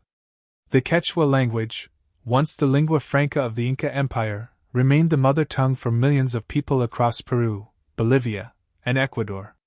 The traditions of potato cultivation, corn farming, and the complex system of community-based labor known as Minca were all testaments to the resilience of Inca culture in the modern era.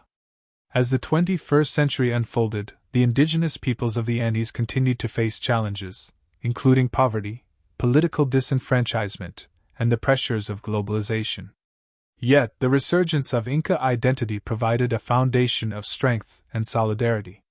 In the face of modern challenges, the Andean peoples continued to resist cultural erasure, asserting their rights to land, culture, and political autonomy. The modern Andean world was one in which the past and present converged, where the legacy of the Inca Empire still had the power to inspire pride, resilience, and hope for the future.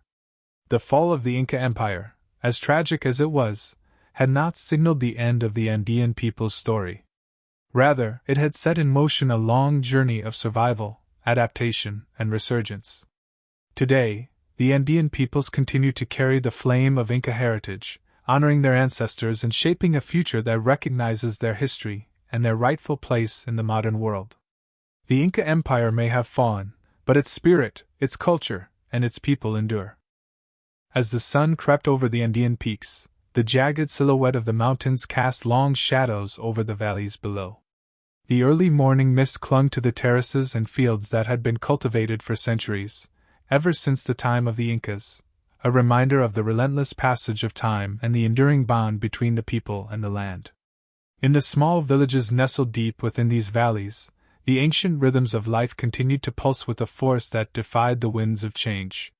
Despite the centuries of colonial oppression and modernization, the legacy of the Inca Empire, woven into the very fabric of the Andean people's identity, had never truly been extinguished. Instead, it had been quietly carried, hidden at times, but always alive through generations. In the 21st century, the Andean people, descendants of the Inca Empire, found themselves at a crossroads. The pressures of globalization, urbanization, and the relentless march of modernity threatened to dilute their cultural heritage. Yet, at the same time, there was a burgeoning movement of cultural revival, where the spirit of the Inca, reimagined, revitalized, and reasserted, began to take shape. It was a time of reckoning for the indigenous communities, a time to reclaim their history, their heritage, and their place in the modern world.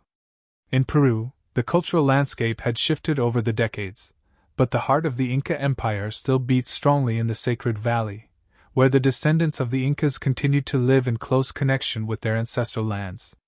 The majestic ruins of Sacsayhuaman, Machu Picchu, and Ollantaytambo stood as testaments to the ingenuity of the ancient Incan civilization.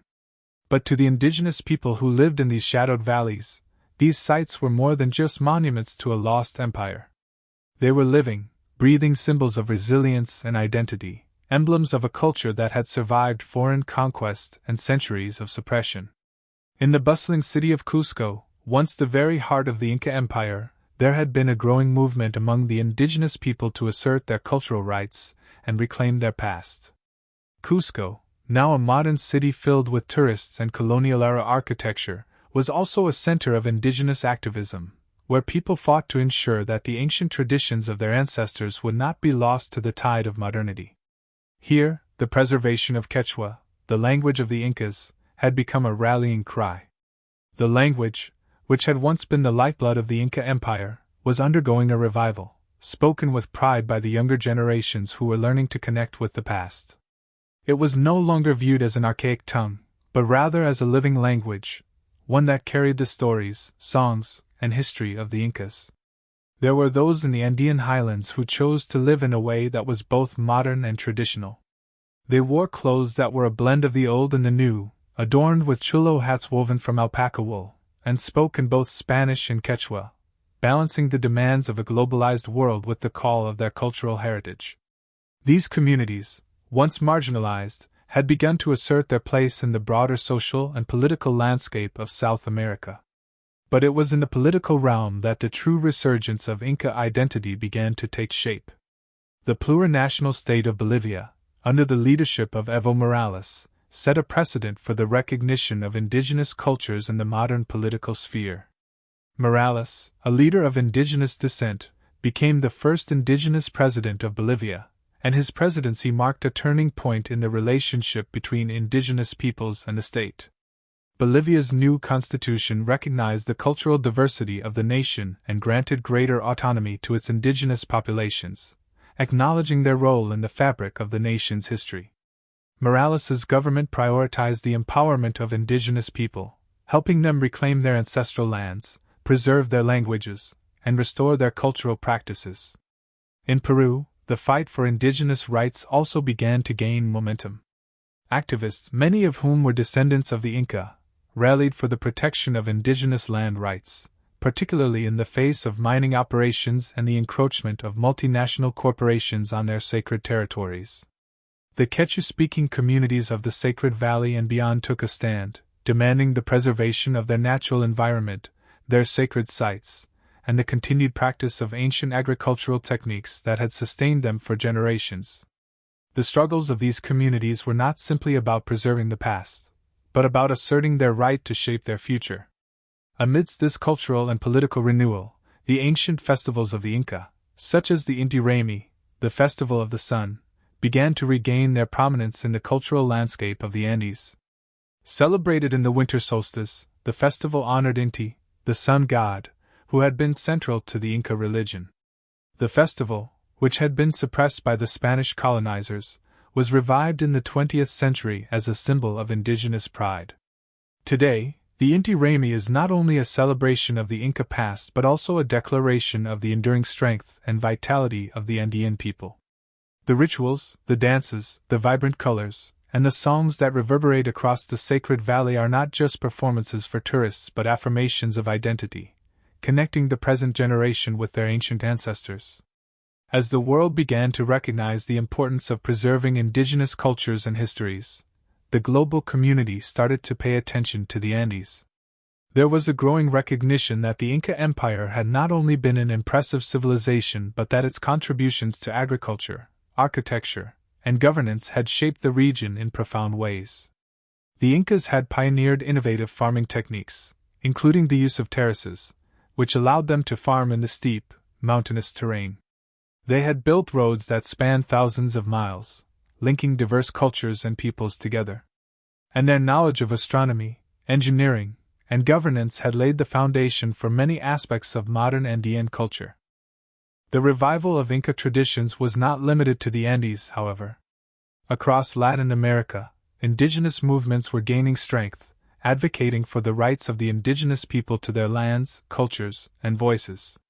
The idea that the Inca Empire was not simply a historical footnote, but a living part of the cultural heritage of modern South America, took root in the hearts and minds of many. These movements saw the Inca Empire not as something that had been lost to the past, but as something that could be reclaimed and reintegrated into the present. The Andes were no longer just a backdrop to the story of the Inca Empire. They were the cradle of a new movement, a movement that honored the past while looking forward to the future. In the modern world, the descendants of the Incas were no longer willing to let their identity be erased by the forces of colonization or modernity. Instead, they chose to celebrate their heritage with pride and to carry the torch of their ancestors forward into a new era. In the cities and villages, in the high mountain peaks and the fertile valleys, the people of the Andes continued to live by the rhythms of the earth, just as their Inca ancestors had done centuries ago. They spoke the language of the Incas, wore the symbols of their heritage, and celebrated the festivals that honored their gods and their culture. The Inca Empire may have fallen, but its legacy lived on, not only in the ruins of temples and the stone walls of ancient cities but in the hearts and souls of the people who called the Andes home. The end of the Inca Empire had not meant the end of the Inca spirit. It had only meant the beginning of a new chapter in the history of the Andean peoples, one that would be written by the hands of those who refused to forget where they had come from and what they had inherited from their ancestors. The legacy of the Incas was not simply one of conquest and empire. It was a legacy of resilience, innovation, and an unbreakable connection to the land. In the end, the Inca Empire may have fallen, but the spirit of the Incas, carried by their descendants, endured, shaping the cultural, political, and social landscape of South America for generations to come. And as the sun rose over the mountains once again, the Andean people stood tall, proud of their heritage and ready to forge their future, just as their ancestors had done in the long-ago days of the Inca Empire. The sun had begun its slow descent over the Andean mountains, casting long shadows across the jagged peaks and valleys below. It was a warm evening, yet the air still held the chill of the high-altitude terrain, a reminder of the harshness of the land the Inca people had called home for centuries. But this was not a time for peaceful reflection. It was a time for battle, for the culmination of a long struggle to preserve what had once been the greatest empire in the Western Hemisphere. In the distance, beyond the sacred hills and fields of their ancestors, lay the storm of conquest. The Spanish invaders, led by the ambitious Francisco Pizarro, were closing in. The Inca Empire, once vast and mighty, was now teetering on the edge of collapse. For decades it had stood as a beacon of civilization in the Americas, a shining example of advanced engineering, agriculture, and governance. Its roads stretched from the deserts of the Pacific coast to the jungles of the Amazon, its cities dotted with massive stone structures and temples to its gods. The heart of this empire had been Cusco, the navel of the world, where the Sapa Inca, the supreme ruler, held sway over the empire's vast domains. The Sapa Inca was not just a king, he was seen as the direct descendant of Inti, the sun god, a living deity whose authority was sacred and absolute. But now, the once mighty empire was facing its greatest test. In 1532, the Spanish conquistadors arrived on the shores of what is now Peru. They came with a lust for gold and power, bringing with them diseases, advanced weaponry, and a ruthless determination to conquer. The Inca people, despite their remarkable resilience and unity, found themselves caught in a web of political instability, internal strife, and the unstoppable force of foreign aggression. The death of the Sapa Inca Huayna Capac in 1527 had led to a fierce power struggle within the Inca ruling family. His two sons, Atahualpa and Huáscar, had been embroiled in a bloody civil war for control of the empire. Atahualpa, who had risen victorious, had consolidated his power in the northern part of the empire, while his brother Huáscar held the south. This fractured state of affairs left the empire vulnerable when Pizarro and his small group of conquistadors arrived on the coast. In the midst of this turmoil, the Spanish forces advanced from the coast toward Cajamarca, where Atahualpa, the new Sapa Inca, had established his base. Unbeknownst to Atahualpa, Pizarro had carefully calculated his moves, using a mix of diplomacy and deception to draw the Inca ruler into a trap. The small band of Spanish soldiers, numbering fewer than 200, was no match for the vast Inca armies, yet the Spanish had one critical advantage: horses and firearms, technologies unknown to the Incas. The Inca warriors, though brave and fierce, had no knowledge of these weapons or the tactics of the Spaniards. Atahualpa, confident in his own might and the loyalty of his warriors, accepted Pizarro's invitation to meet in the town of Cajamarca. The meeting was to be the beginning of the end for the Inca Empire. The night before the confrontation, Atahualpa sat in his tent, deep in thought, surrounded by his most trusted advisors. His mind was occupied with the strange foreign visitors who had arrived from across the ocean, bringing with them stories of strange lands, powerful weapons, and riches beyond measure. He had heard whispers of the Spanish's violent conquests in other parts of the Americas, but the reports seemed distant and exaggerated. He had not yet understood the full extent of the danger they posed. Atahualpa's advisors urged caution, warning him that these strangers might not be as peaceful as they seemed. But Atahualpa, unshaken by fear, assured them that the Inca Empire was strong, that their gods would protect them, and that the Spanish were merely another group of invaders to be overcome. The Sapa Inca had always been seen as a god-king, and his people believed that no force, human or divine, could topple their empire. The morning broke with a heavy silence over Cajamarca. The town, usually a bustling center of life, was eerily quiet as the Spanish soldiers, hidden behind the walls of their fortress, prepared for the arrival of the Inca. Atahualpa's procession, numbering in the thousands, made its way down the main street, led by the Sapa Inca himself, resplendent in gold and jewels, the divine ruler surrounded by his generals and nobles. As Atahualpa entered the square, he was greeted by the sight of the Spanish soldiers, their guns aimed at him, their horses restless and snorting, unfamiliar to the Inca. Pizarro, in a calculated moment of audacity, stepped forward, attempting to initiate a diplomatic conversation with Atahualpa. But the Sapa Inca, not understanding the language or the significance of the Spanish actions, responded with a gesture of arrogance, refusing to show the proper reverence to the strangers. A tense silence fell over the gathering as the two sides faced each other, the air charged with suspicion and hostility. At that moment, the Spanish struck. In an instant, they unleashed a barrage of gunfire, the sound of musket shots echoing through the town, followed by the terrifying charge of the horses.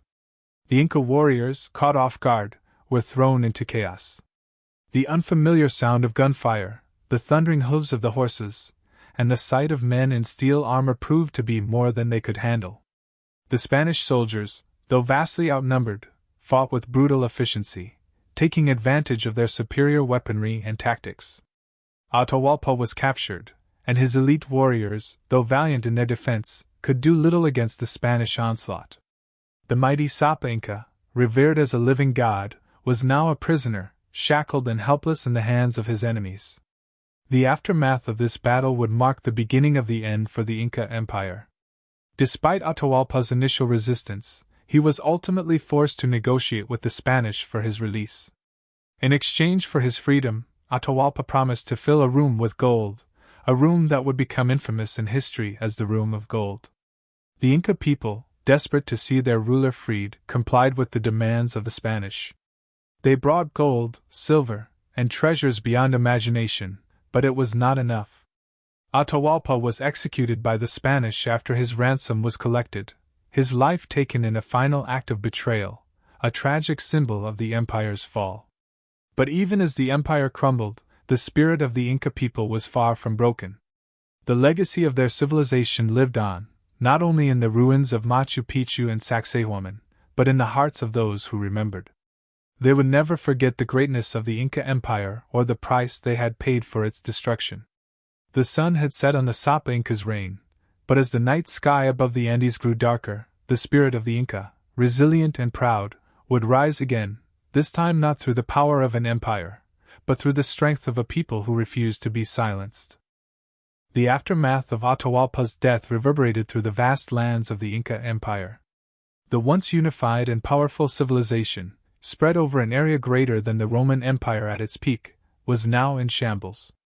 What had been a cohesive and highly organized society was rapidly fragmenting, torn apart by the ruthless advance of the Spanish invaders. As the Incas struggled to come to terms with the loss of their ruler, their gods, and the very foundation of their world, the Spanish forces consolidated their grip on the region, eager to exploit the riches and resources that had long eluded foreign hands. Following the execution of Atahualpa, the Spanish did not immediately rest on their laurels. Pizarro and his men, though few in number, knew that the defeat of the Sapa Inca was not enough to fully secure the empire. The Incas, despite their shock and confusion, were still a formidable force. Though they had lost their divine ruler, the people of the Andes did not simply accept defeat. There was a sense of undying loyalty to their heritage, their culture, and the ancestral lands that stretched from the Pacific coast to the highlands of the Andes. The Spanish knew they had to act quickly before the fires of rebellion could reignite. In the north, the Inca generals, still loyal to the fallen Atahualpa, rallied what forces they could muster, trying to maintain control over their territories and prevent the total collapse of their authority. They knew the survival of the Inca Empire depended on their ability to resist the foreign invaders, but internal divisions and the loss of their emperor made such resistance difficult. The conquest was not just a military campaign for the Spanish, it was also a psychological war, designed to break the spirit of the people. As the Spanish advanced deeper into Inca territory, their approach was both military and cultural. The conquerors, with their firearms and horses, made use of terror tactics, striking swiftly and unexpectedly, forcing the Inca leaders to make decisions based on limited time and information. The sight of Spanish cavalry, massive, armored riders charging on horseback, was especially unsettling to the Inca warriors, who had never seen such creatures before. For them, the horse was not only a symbol of power but a new and terrifying form of warfare. The Spanish also had the advantage of superior weaponry, steel swords, armor, and firearms, technologies that made the Incas' traditional weapons like swords, slings, and spears seem outdated by comparison. Yet, despite the odds, the spirit of the Inca people would not simply fade. Small pockets of resistance erupted across the empire, especially in the mountainous regions where the Incas' greatest warriors and fiercest defenders had always lived. These mountainous regions, like Vilcabamba, remained centers of Inca resistance for years after the fall of Cajamarca. The Incas knew the land better than their Spanish invaders. They used this knowledge to their advantage, setting ambushes, hiding in remote villages, and using the rugged terrain to confound the Spanish forces. Still, the fragmentation of the empire worked against them. Without a single unified leader to guide them, the Incas lacked the cohesion that had made them so formidable in the past. They tried to rally around Manco Inca Yupanqui, a son of Huayna Capac, but his leadership was marked by divisions within the empire, and though he led several successful guerrilla campaigns against the Spanish, he too was eventually forced to flee into the mountains. The incipient rebellion did not have the strength or unity to push the Spanish out, and their attempts to establish a resistance center failed one by one. In the south, Cuzco, the spiritual and political heart of the Inca Empire, fell into Spanish hands after intense fighting. The city, which had once been a glittering testament to Inca engineering and artistry, was looted by the Conquistadors. The Spanish took the city's treasures, the massive quantities of gold, silver, and other valuables that had once been offered to the gods, back to their ships. The destruction of Cuzco was symbolic of the fall of the Inca civilization. The city, with its iconic Intihuatana stone, and Coricancha, the Temple of the Sun, was left in ruins, though its spiritual significance remained in the hearts of the native people. As the Spanish forces continued their expansion, they found themselves grappling with an increasingly bitter and determined population.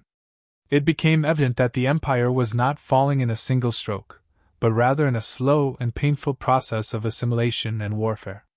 Yet, even as the empire was fragmented, the Incas' concept of resistance remained strong.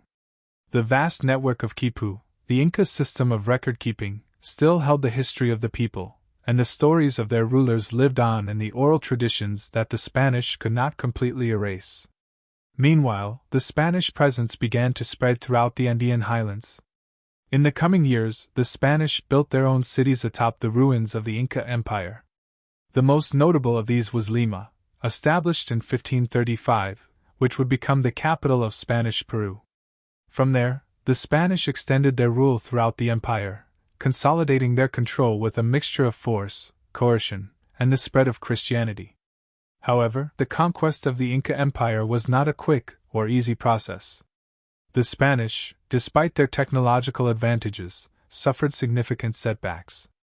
Notably, the Battle of Ollantaytambo in 1537, where Manco Inca Yupanqui led a fierce resistance, showed that the Spanish invaders were not invincible.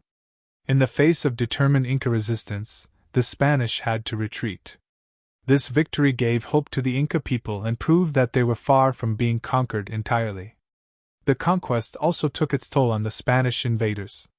The diseases that the Europeans brought with them, including smallpox, wreaked havoc on the native populations, killing millions and decimating entire villages.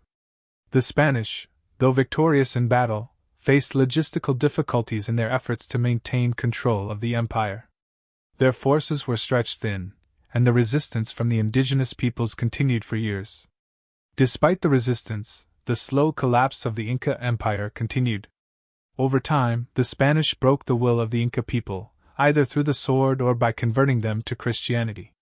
The Viceroyalty of Peru was established in 1542, officially bringing the Inca territories under direct Spanish control. The Spanish imposed their system of encomienda, a form of feudal labor, upon the native population, exploiting them to work the mines and fields that had once been the foundation of the Inca Empire's wealth.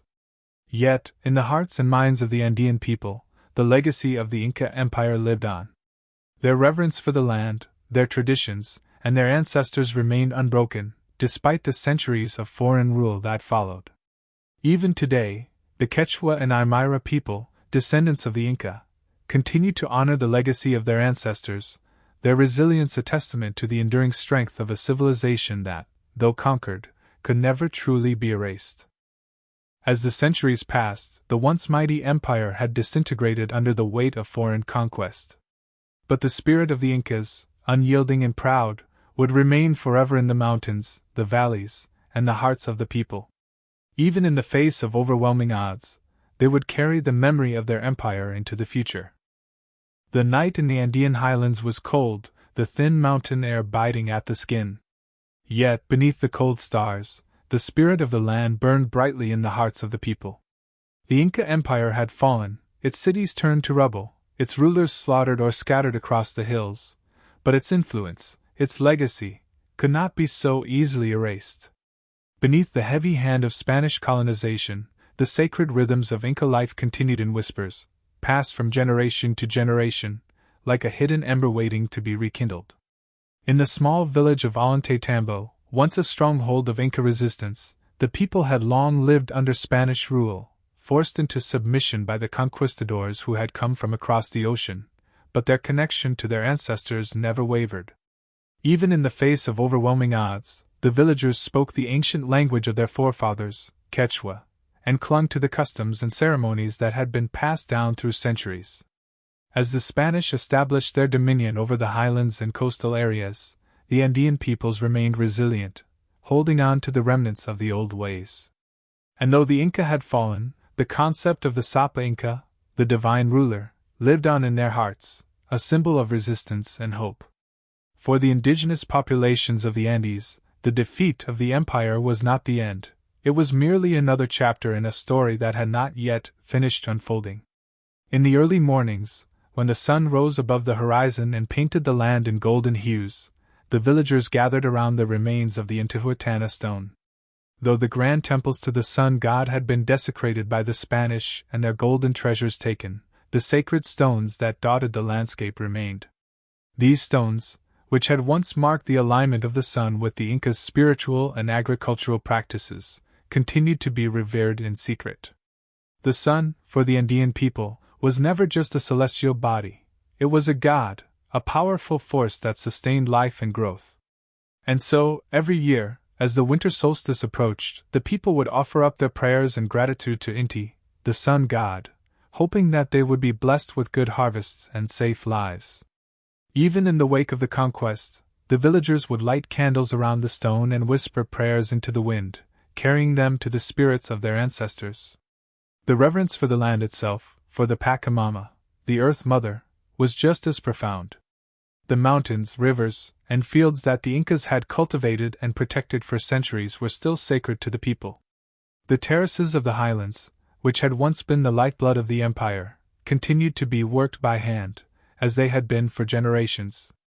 The Andean farmers, though under the control of the Spanish, still tended to the land with the same reverence as their Inca ancestors, believing that the earth itself would sustain them as long as they honored its rhythms. But even as the people clung to their heritage, they also navigated the harsh realities of Spanish rule. The encomienda system, which granted Spanish settlers control over large swaths of land and native laborers, was particularly brutal. The Incas' labor force, once the foundation of their agricultural might, was now being exploited to work in the mines and fields, often under horrific conditions. Yet, even in the midst of such hardship, there was still a sense of defiance. The Andean people would secretly maintain their festivals, their dances, and their traditional festivals dedicated to Inti Raymi, the Sun Festival, though they were forced to camouflage them as Christian celebrations. The Spanish presence, though dominant, was not complete. The Andes Mountains, the land where the Incas had established their empire, had always provided a natural defense against invaders. The steep, unforgiving terrain made it difficult for foreign forces to completely control the region, and in remote areas, pockets of Inca resistance remained for years after the initial conquest. In the highland fortress of Vilcabamba, Manco Inca, once a leader of Inca resistance, continued to lead a small but determined force of rebels against the Spanish for years, even after the death of Atahualpa. The Incas, though defeated militarily, fought a war of attrition, forcing the Spanish to spread their forces thin across vast distances. Despite the Spanish victories, the Inca legacy could not be completely eradicated. The mysticism, the spirituality, the devotion to the land, these things survived, passed down from parent to child in the face of centuries of oppression. The Inca calendar, with its intricate knowledge of the sun, the stars, and the harvest seasons, continued to guide the lives of the Andean people. In the towns and villages, descendants of the Incas would speak of their glorious ancestors with pride, even if the Spanish had tried to erase their history. The great Intihuatana stone at Machu Picchu still stood, albeit covered by the moss of centuries. It had survived the ravages of time and the efforts of conquerors, and so too had the spirit of the people. Though the Inca Empire itself had crumbled under the weight of foreign conquest, its ideas and culture were far from forgotten. In the architecture, in the stonework, in the agricultural terraces that dotted the hills, the empire's influence remained alive. The Spanish, even in their attempts to reshape the land, could not completely undo the Inca way of life, for it was so ingrained in the very fabric of the land and the people. Years passed, and the memory of the Inca rulers faded from the annals of history, replaced by the names of Spanish viceroys and colonizers. Yet the Quechua language, the ancient tongue of the Incas, continued to be spoken in the highlands, a testament to the endurance of Inca culture. The stories of Manco Inca, Pachacuti, and Atahualpa were passed down as legends, remembered not only by those who had lived through the conquests but by generations born into the colonial system, who found a sense of identity and pride in their Inca heritage. Even as the Spanish sought to impose their culture, the spiritual and cultural legacy of the Inca Empire would not be so easily extinguished. The people, who had once called Cuzco the center of the world, continued to look to the mountains for guidance, just as their ancestors had done. In the highest altitudes of Machu Picchu, the Sacsayhuaman, and the sacred valleys, the echoes of the Inca Empire still lingered, though few could see them. In the final analysis, the Inca Empire may have fallen, its grandeur reduced to rubble and ruins. But in the quiet corners of the Andes, in the hearts of the people who had survived the ravages of war, disease, and conquest, the empire lived on. The Inca spirit, the devotion to the sun, the earth, and the skies, could not be so easily crushed. Through the resilience of the Andean people, the legacy of the empire endured, a legacy that would influence the world for centuries to come. The sun set behind the mountains, casting long shadows over the land. The air grew cold again, but the warmth of memory, of heritage, of unbroken connection to the past, would forever light the way for the people of the Andes. The Inca Empire had fallen, but its spirit had never been extinguished. As the sun rose over the jagged peaks of the Andes, its first rays painted the landscape with a soft, golden hue, kissing the sacred mountains that once held the mighty empire. The quiet of the morning was broken only by the distant chirping of birds and the rustling of leaves, as if the land itself were breathing, slow and steady. The once glorious Inca Empire had been reduced to a shadow of its former self, crushed beneath the boots of Spanish conquistadors, yet in the hearts of the Andean people, the ancient empire was far from forgotten. It was alive, simmering beneath the surface, ready to reawaken. The empire's fall had been swift and brutal. In a matter of years, the invaders had ravaged the heart of the empire, the once great city of Cuzco, where the sun god Inti was worshipped and the Sapa Inca ruled with divine authority. The grand temples, which had been adorned with gold and precious stones, were plundered, their sacred treasures stolen by the Spanish conquistadors.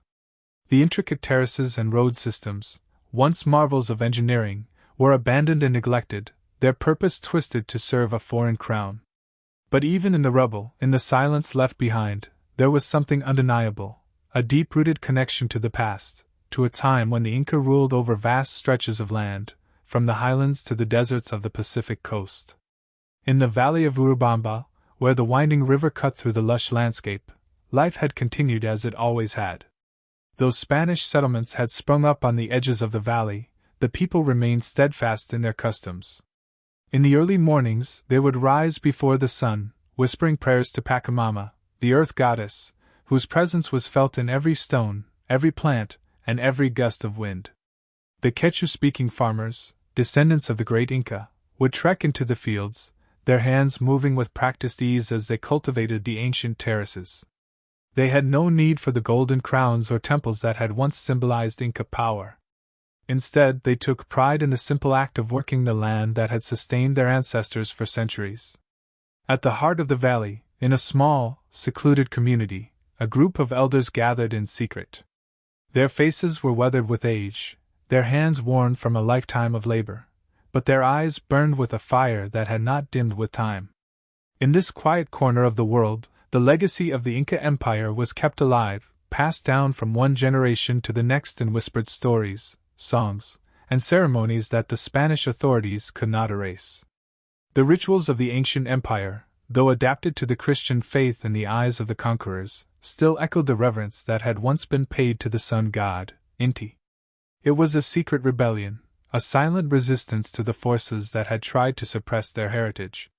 As the elders gathered, they would often speak of the glory of the Inca rulers, their leadership that had brought prosperity to the land, their wisdom in the management of resources, and their ability to unite such a vast and diverse region. The stories were told not to glorify the rulers themselves, but to remind the people of their roots. They spoke of Pachacuti, the Inca king who had expanded the empire and instituted monumental changes, of Atahualpa, the last Sapa Inca, whose death had signaled the end of an era, but also of Manco Inca, who had defied the Spanish and led the last great resistance against them. These stories, though tinged with sorrow, also carried a message of hope. The Inca may have fallen, but their spirit was not vanquished. In the high-altitude fortress of Ollantaytambo, the stories were no less vivid. Once a symbol of Inca defiance, the stronghold had endured the passage of time. The towering stone terraces that rose above the village were as formidable as they had ever been, built with the precision that only the Incas had mastered. Though the once vibrant city was no longer the thriving center of resistance that it had been during the Spanish conquest, the spirit of the Inca continued to live in the stones themselves. The sacred temples that had once honored the gods of the mountains and the sun still stood, their walls weathered but unbroken, watching over the land. They were a quiet testament to the greatness of the Inca Empire, enduring through the ages. Beneath the surface, there was an undercurrent of change. The Inca resistance, though shattered on the battlefield, had not been fully eradicated. The Andean people, now living under Spanish rule, still secretly celebrated their heritage. Every festival that the Spanish tried to suppress was revived in quiet corners of the Andes. Inti Raymi, the ancient festival honoring the sun, was celebrated in hidden valleys and mountain villages. The ceremonies were no longer as grand as they had been during the height of the empire, but they were no less meaningful. Each act of defiance, each small prayer, was a reminder that the Inca legacy would never be fully erased. As the Spanish viceroyalties spread their influence, their grasp on the people was never absolute. The Incan faith in the sacred connection between the sun, the earth, and the sky could not be replaced by foreign beliefs. The Catholic missionaries who sought to convert the indigenous people could not erase the reverence for Pachamama or the deep connection to the land that the Incas had fostered for centuries. The Spanish tried, and often succeeded, in forcing Catholicism onto the people, but the old ways had a resilience that would not be so easily squashed. For every Catholic church that was built, a secret Incan shrine was created in the shadows. For every cross that was raised, a stone idol to the gods of the Andes was buried deep in the earth, awaiting the day when it might be uncovered again.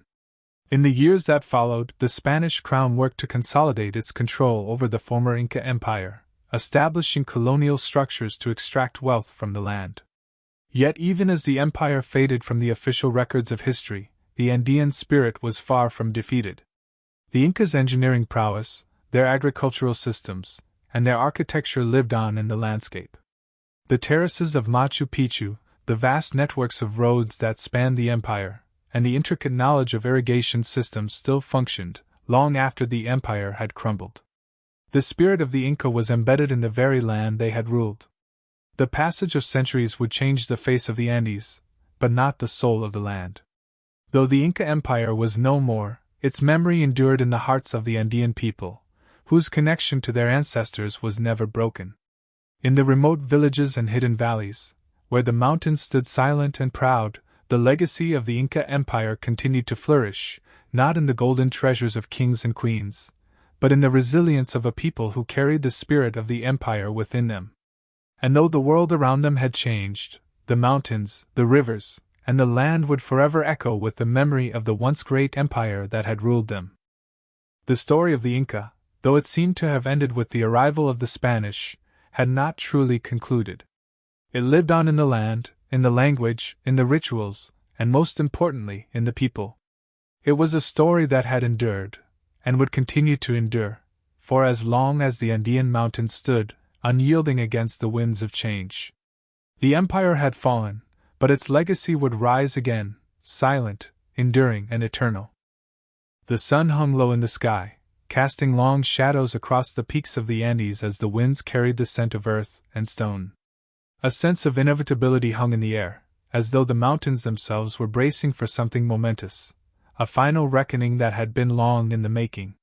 It was a time when history, like the earth beneath their feet, seemed to hold its breath, caught between the past and the future, between the age of the mighty Inca Empire and the forces that sought to erase it. In the heart of the Andes, far from the bustling cities where Spanish soldiers had long since established their dominion, the legacy of the Inca endured.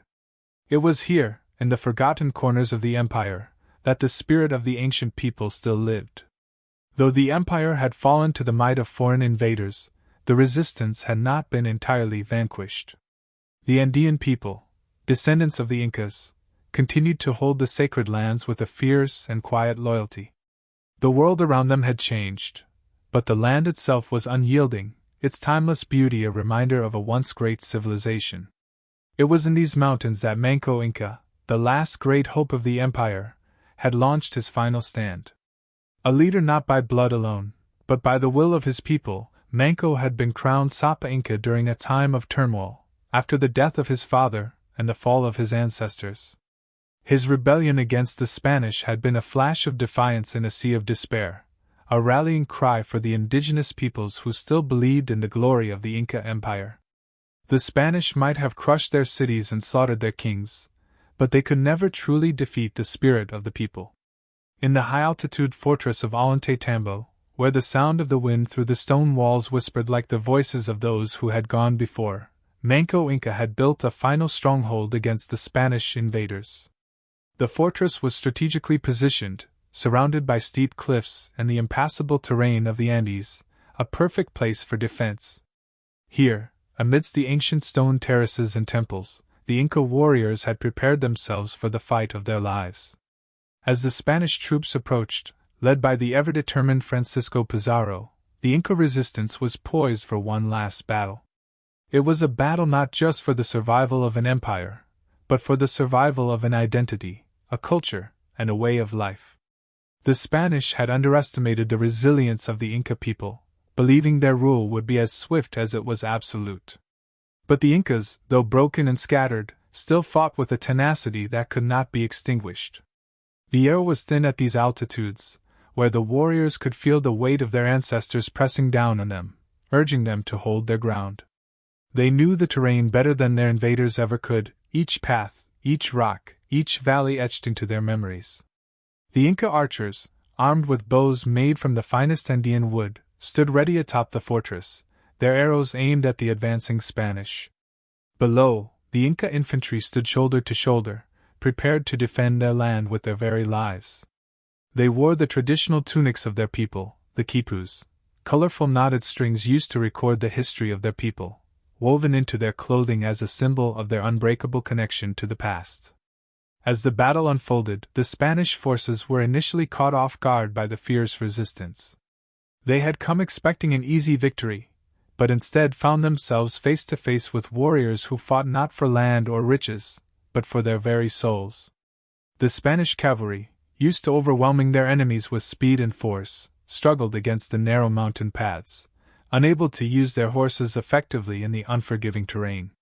Meanwhile, the Inca archers rained down arrows from the cliffs, striking fear into the hearts of the invaders. It was a battle of attrition, with both sides fighting for supremacy in the unforgiving heights. But despite the Incas' fierce resistance, they were outnumbered and outgunned. The Spanish soldiers, with their firearms and steel armor, were a formidable force. The battle was long, grueling, and relentless, and as the day wore on, the Inca warriors began to feel the weight of their struggle. They knew that the odds were stacked against them, but they fought with every ounce of strength they had. The Inca Empire might have fallen, but its people had not forgotten how to fight for their land, for their gods, for their ancestors. In the midst of the battle, Manco Inca stood at the heart of the fortress, his eyes fixed on the horizon. His heart was heavy with the weight of the empire's fall, but it was also filled with a quiet resolve. This battle, though important, was not just for his reign. It was for all those who had come before him, for the Inca kings and queens who had built this empire from nothing, for the people who had worshipped the sun and the earth and the stars, for the warriors who had fought and died to protect the land. The land would remember. Even if he fell today, the land would never forget. As night fell over the battlefield, the fighting began to slow. The Incas had held their ground for as long as they could, but the Spanish, with their superior weaponry, began to gain the upper hand. One by one, the Inca warriors fell, their bodies becoming part of the soil they had fought so hard to protect. Manco Inca, realizing that the battle was lost, made a final decision. He ordered his remaining forces to retreat, to disappear into the mountains, to fight another day. But the retreat was not a surrender. It was a testament to the resilience of the Inca spirit. Manco Inca had lost the battle, but he had not lost the war. The Inca people would not fade into history as mere footnotes in the Spanish conquest. They would live on in the hearts of their descendants, in the stories passed down from generation to generation, in the land that had given birth to their empire. As Manco Inca disappeared into the rugged landscape, his face set in a grim determination, he knew that the story of the Inca Empire was far from over. The empire may have fallen, but the people would endure. The land would remember, and the sun would rise again, as it had for centuries, over the hills and valleys where the Inca once ruled. And so, the last stand of the Inca Empire came to an end, not with a final clash of swords or the fall of a king, but with the quiet resilience of a people who refused to be forgotten. Though the empire had crumbled, its legacy lived on, as enduring as the mountains themselves, forever etched in the earth and the hearts of those who still called the Andes home. The sky was a deep, rich purple, darkening quickly as night took hold of the Andean mountains. The jagged peaks, once symbols of the might and vision of the Inca Empire, stood in somber silence beneath the fading light. The fires of battle had long since been extinguished, but the echoes of that final resistance reverberated through the very stones of the land. The Spanish conquistadors, with their ironclad armor and foreign weapons, had scattered the last remnants of the Inca warriors. Yet, the land itself, wild and unforgiving, seemed to carry something far older and more powerful, something that would never truly bow to foreign rule. Manco Inca, leader of the rebellion, had retreated into the hidden valleys of the Andes, fleeing the overwhelming might of the Spanish forces, but not in defeat. The Incas had lost the battle, yet they had not lost their spirit. In the wake of their defeat, the ancient empire, though crushed on the battlefield, continued to live in the hearts and minds of those who had once thrived under its rule. The very earth, drenched in the blood of the fallen, seemed to pulse with the memory of the mighty empire, whose story was far from finished. Far from the great cities where Spanish flags now flew, in the heart of the mountains, the people lived on. They did not forget the traditions passed down from their ancestors, the ones who had known the sun and the earth, the Inca gods and the sacred relationship between man and nature. They had seen their homes destroyed, their rulers killed, and their land desecrated, but their culture had never fully been extinguished. In remote villages, beneath the towering shadows of the mountains, they continued to worship Pachamama, the earth goddess, in quiet rebellion. They celebrated the festivals that the Spanish had tried to erase, holding on to the rituals that had been passed down for generations. In the small, secluded town of Chinchero, a village not far from the great city of Cuzco, an old woman named Inti Raymi gathered with the young ones of the community around the hearth, a flickering fire casting warm light over their faces. The children were curious, their eyes wide with wonder, eager to hear the stories their elders had told for centuries. She spoke softly but with authority, her voice carrying the weight of the years. "Listen, children," she began, her weathered hands resting gently on her knees. "You must understand, we are the children of the sun. Our ancestors were the Sapa Incas, the sons and daughters of Inti, the sun god. The Spanish may have stolen our gold, killed our leaders, and burned our temples, but they could never steal our hearts, our souls, or our spirit." The children gathered closer, captivated by the old woman's words. They had heard the story of how the Spanish had come, how the great empire of the Incas had fallen. But Inti Raymi's voice carried something more, the memory of something unyielding, something eternal. Our empire may be gone, she continued, her gaze lifting to the peaks that surrounded them. But the land is still here. The mountains, the rivers, the sky, they are our ancestors, and they will never forget us. We are not lost. We are still here, and we carry the spirit of the Inca Empire within us, in everything we do. The children, too young to remember the old empire firsthand, listened with reverence, their imaginations alight with the images of grand cities, golden palaces, and warriors who fought not for fame or glory, but for something greater, the survival of a way of life, a connection to something eternal.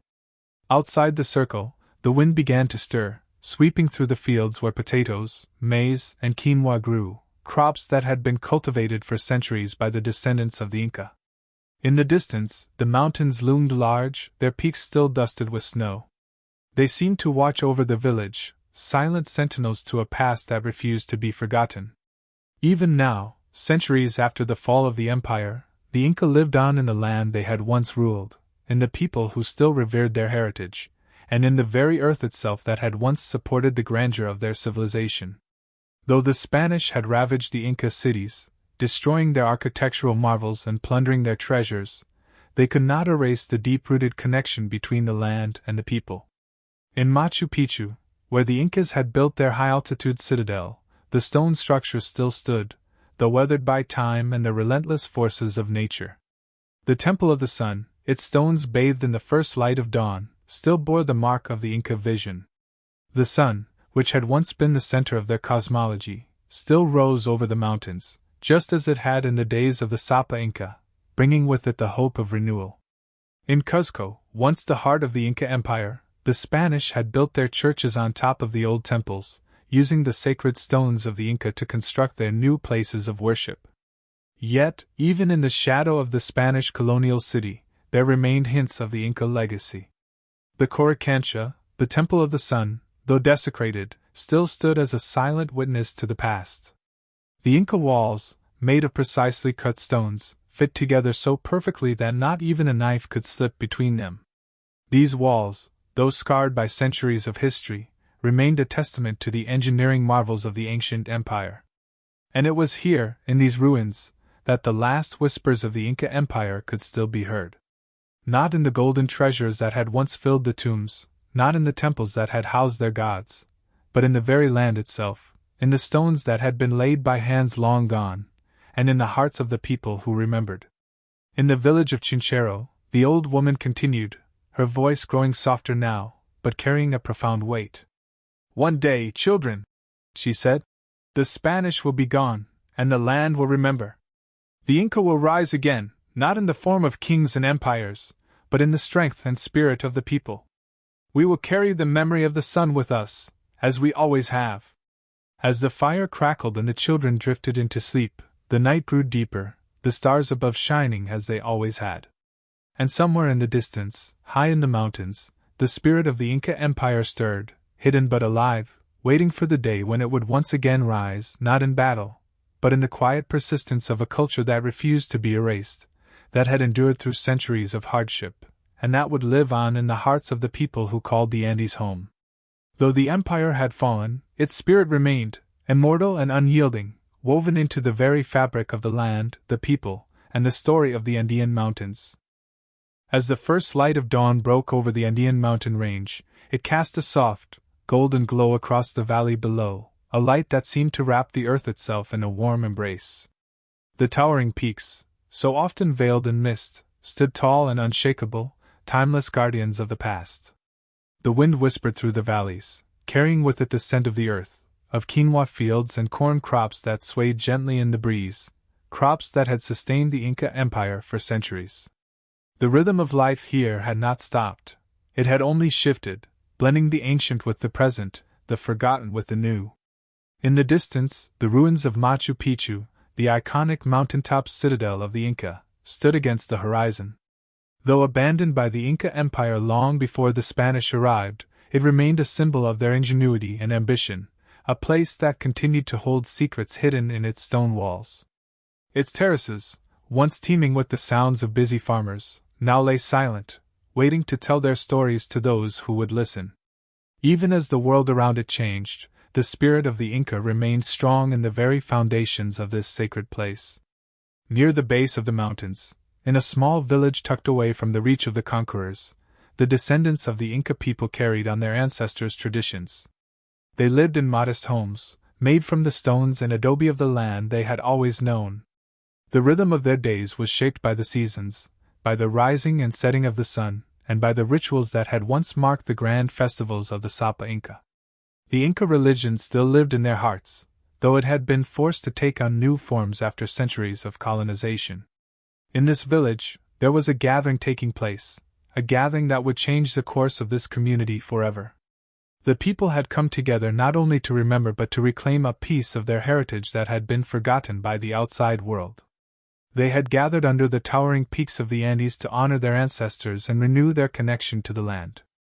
Inti Raymi, the elderly woman who had long been the keeper of stories and traditions, stood before a small gathering of villagers in a ceremonial space built near a stone altar, a remnant of ancient Inca structures.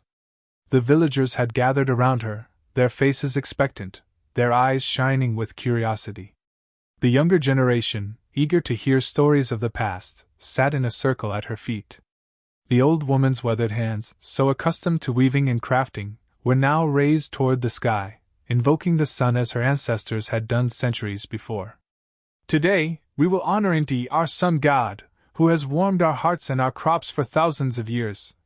Inti Raymi began, her voice steady and filled with a quiet power. We are here because the Inca never truly disappeared. They live on in our blood, in our hearts, and in the mountains that shelter us. We carry their stories, their songs, and their dreams with us, through every trial and tribulation, through every injustice and hardship. The Inca spirit is not lost. It is alive, and it shall never fade. The villagers, who had never experienced the full glory of the Inca Empire, understood the significance of this moment. They were not just celebrating the past, they were calling on it to guide their future. They had seen how the empire had fallen, how its great cities had been destroyed, how the rich gold and silver treasures were taken by the Spanish. But they had also seen how the land had endured, how the Inca identity had survived despite the centuries of conquest and colonization. They knew that in the face of adversity, the spirit of the Inca would always remain. As the ceremony began, the women in the village, dressed in the colorful traditional garments of their ancestors, began to sing. The quipus, knotted strings that had once been used to record history, were woven into the fabric of their clothing as symbols of the unbroken connection to their Inca forebears.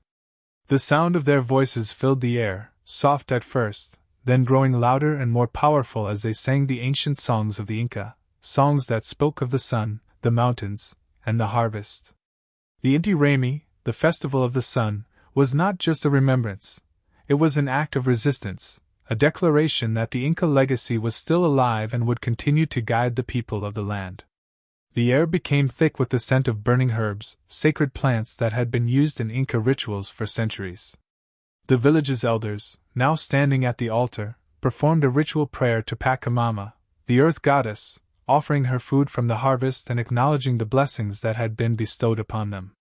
The connection to the land was an essential part of their identity, something that had been passed down through generations. The Inca had built their empire not on the backs of gold or riches but on the belief that the earth itself was a sacred being, one to be honored and cared for. As the ceremony continued, the villagers moved into a line, each person taking a turn to offer their tribute to Inti and Pachamama. The men, their faces painted with the symbols of their ancestors, lifted their hands to the sky, calling upon the gods for strength and protection. The children, too young to fully understand the weight of the ceremony, mimicked their elders, raising their hands and singing the songs they had learned. It was a sight that could not have been imagined just a generation ago, when the people had been forced to abandon their customs and accept the Spanish gods. This was a revival, a reconnection with the identity that had long been suppressed. And yet, as the ceremony came to a close, there was no sense of finality. There was no victory song, no triumph, for this was not a battle to be won. This was a journey, a continuation of a story that had never truly ended. The sun set behind the mountains, casting a deep orange glow over the valley, as though the gods themselves had smiled upon the gathering. The Inca Empire may have crumbled, its cities reduced to rubble and dust, but the spirit of its people, their culture, and their beliefs had never been lost. It lived on in the hearts of those who remembered, in the land that had once been the heart of their civilization, and in the stories that would continue to be told for generations to come. As the villagers returned to their homes, their hearts light with the knowledge that their heritage had been reclaimed, the mountains stood silently above them, watching over them as they always had. The Inca Empire, with all its glory and tragedy, had left its mark on the world. But its final legacy was not in the grand cities or the treasures that had been plundered. It was in the endurance of the people, the survival of the land, and the song that would never be forgotten. The wind howled across the steep mountain passes as a group of villagers made their way up toward the sacred heights of the Andes, where the sun and the earth met in a harmonious embrace. The path was treacherous, winding along cliffs and through dense forests, where ancient trees bent toward the ground, their roots intertwined with the past. The air was thin at these altitudes, and each breath felt like a precious gift. Yet, despite the challenges of the journey, there was a sense of purpose in the air, a deep, unspoken understanding that this pilgrimage was not simply one of geography but of spirit. As they climbed higher, the village slowly disappeared behind them, hidden in the folds of the valley below. It was a place of peace now, but it had once been the heart of resistance, where the Inca descendants had reclaimed their heritage and renewed their bond with their ancestors. The ceremony they had held in honor of the sun and the earth had marked a turning point, but this journey, this pilgrimage, was something deeper. It was a call back to the very origins of their people, to the cradle of the empire from which they had descended.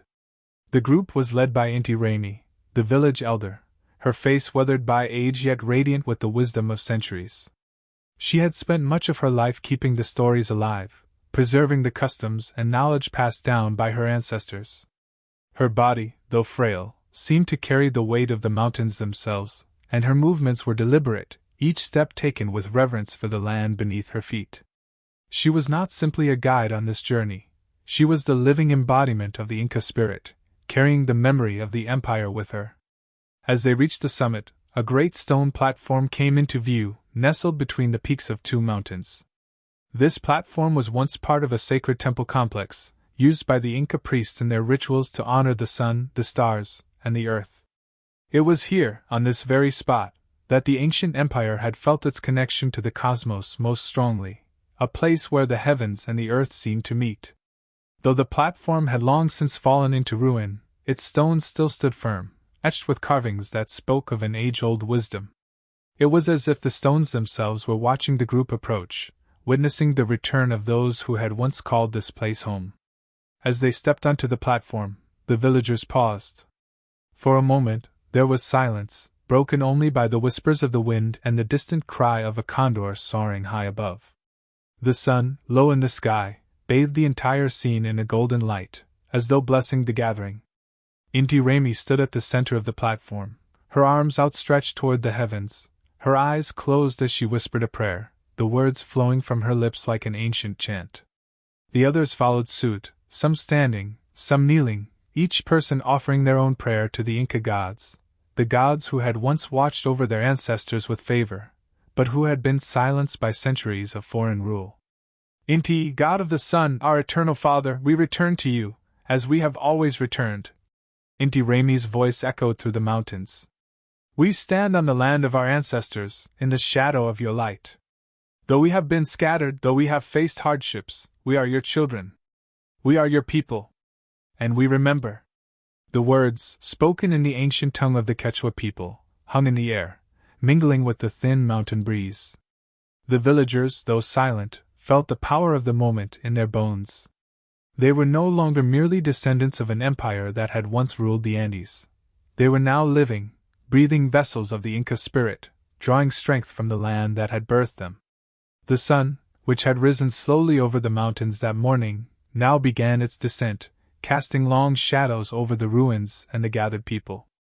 The descent of the sun was sacred to the Inca. It marked the end of the day and the beginning of a new cycle of life, death, and rebirth. It was also the time for the Inti Raymi, the sun festival, to be celebrated, a time when the village would give thanks for the harvest and offer sacrifices to the gods in exchange for prosperity and protection. As the group settled into a circle around the platform, Inti Raymi began to recount the ancient stories of the Inca Empire, stories that had been passed down through the generations. She spoke of the rise of Pachacuti, the Sapa Inca who had transformed the Inca kingdom into an empire that stretched across much of South America. She spoke of the Tawantinsuyu, the 4 regions that had once made up the Inca realm, each with its own culture, its own customs, but all bound together by the Inca vision of unity and strength. Pachacuti, the one who turned the world upside down, Inti Raymi said softly, her voice carrying the weight of reverence. He built the empire not by force alone, but by understanding the land, the people, and the heavens. He knew that the strength of the empire was not in gold or silver, but in the hearts of those who lived under the sun's light. The villagers listened in awe, their eyes fixed on the elder as she spoke. The stories seemed to come alive around them, and in that moment, they were not just people living in the present, they were once again part of the great Inca Empire, living alongside the Sapa Inca, the priests, and the workers who had built the greatest civilization the Americas had ever known. After the stories were told, Inti Raymi raised her hands again to the sky, and the villagers joined her, offering prayers in unison. The ceremony, though simple, was filled with profound meaning. It was not just an act of remembrance, but an act of reclamation. The empire may have fallen, but its heart, the Inca people, had never disappeared. It lived on in their stories, their rituals, and their connection to the land. As the last rays of the sun dipped below the horizon, the group gathered their things and began the descent back down the mountain. But as they left the sacred platform behind, there was a feeling of renewal in the air. The Inca spirit had been rekindled, and it would continue to live in their hearts, passed down to the next generation. Though the empire had been lost, the legacy of the Inca Empire lived on, not in the remnants of their grand cities or their golden treasures, but in the people who carried their memory. The Inca had never been defeated. They had simply adapted, survived, and flourished once more, hidden in the land that had given birth to them. The journey was far from over. The path ahead was long, but the sun, the symbol of their divine strength, would always rise again. The mountains loomed over the village, their peaks bathed in the cool, silver light of the moon. The village, nestled deep within the Andes, appeared as a simple patch of life among the rugged terrain. Its inhabitants, descendants of the Inca Empire, had long since learned to live with the remnants of their great civilization's glory, its temples, palaces, and roads now forgotten by many, buried beneath centuries of foreign rule.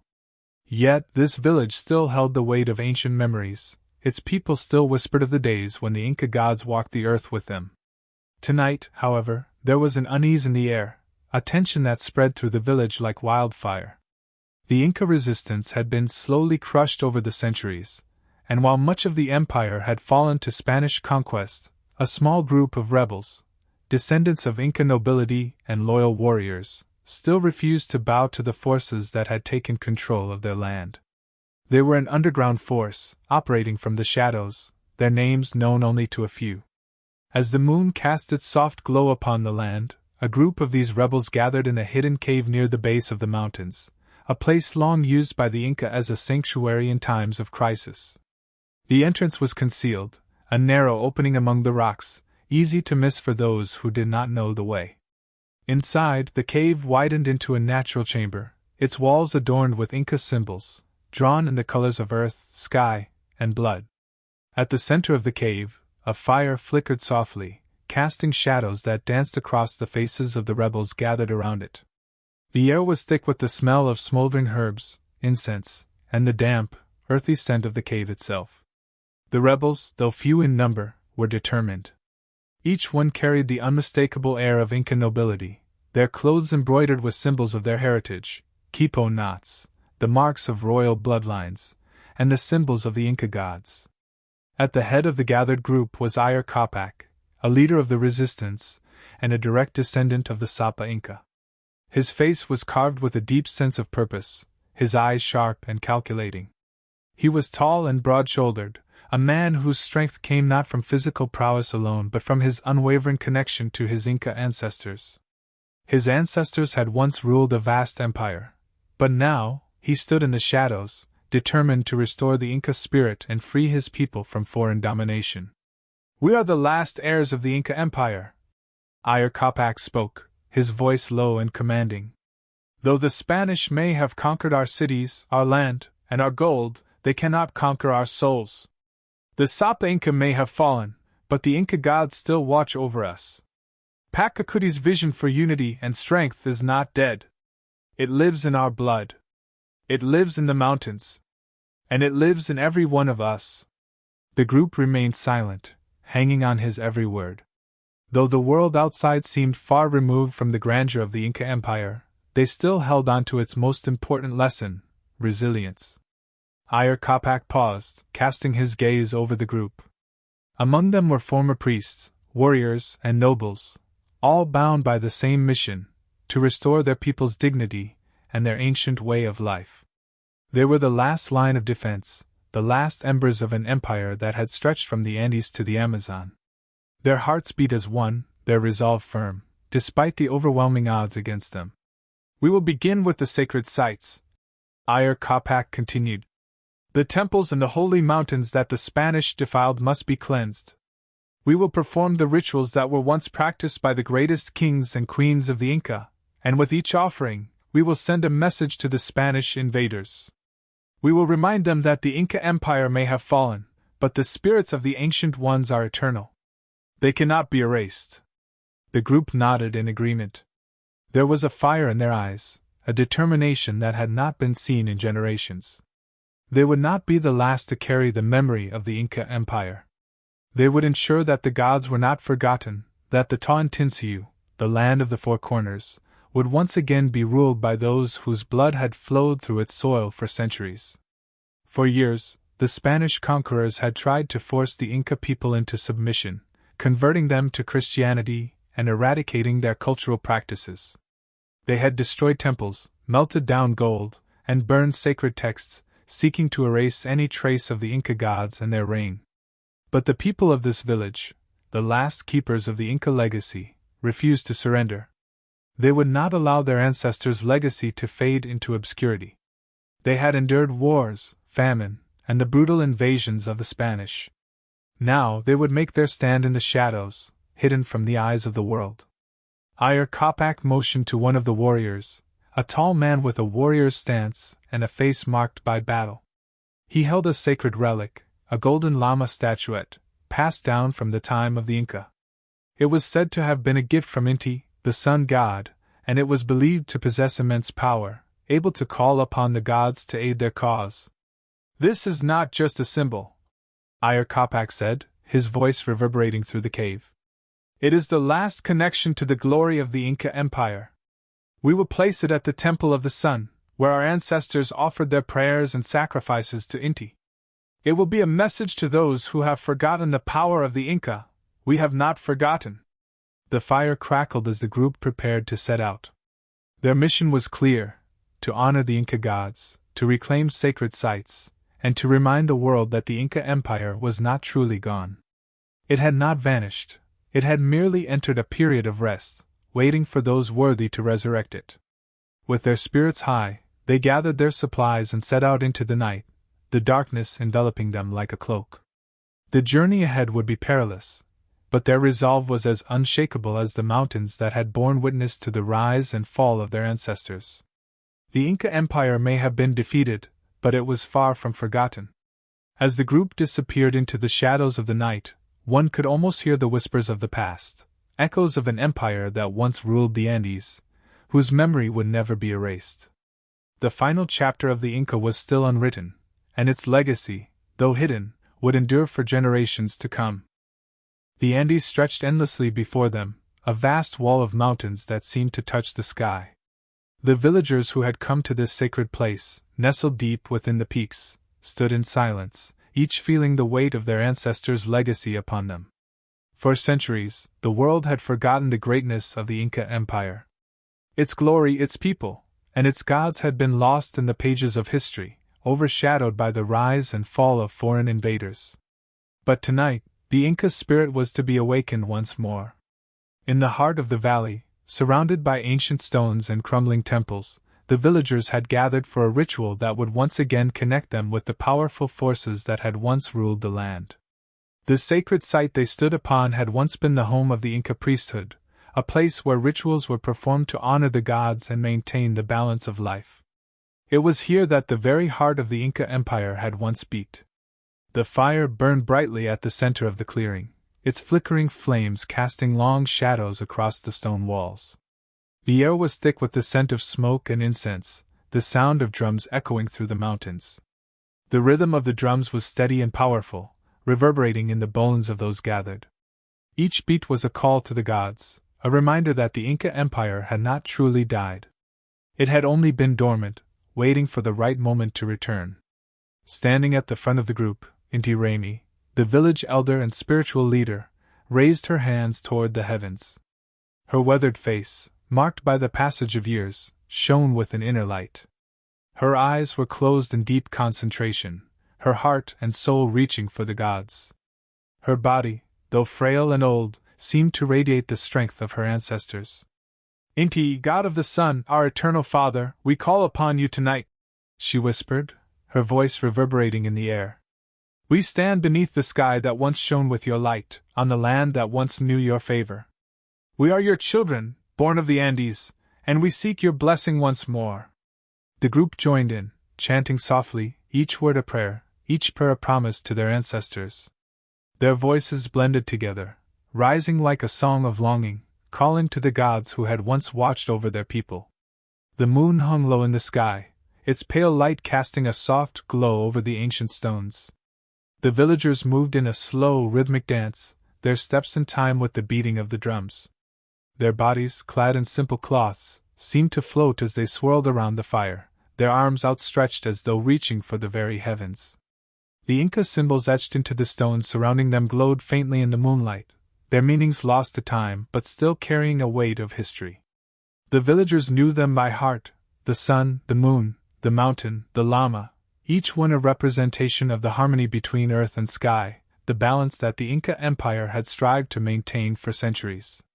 As the ritual continued, a young man emerged from the crowd, his body adorned with the markings of his people, the quipo around his neck, the intricate designs on his tunic, the Inca crown atop his head.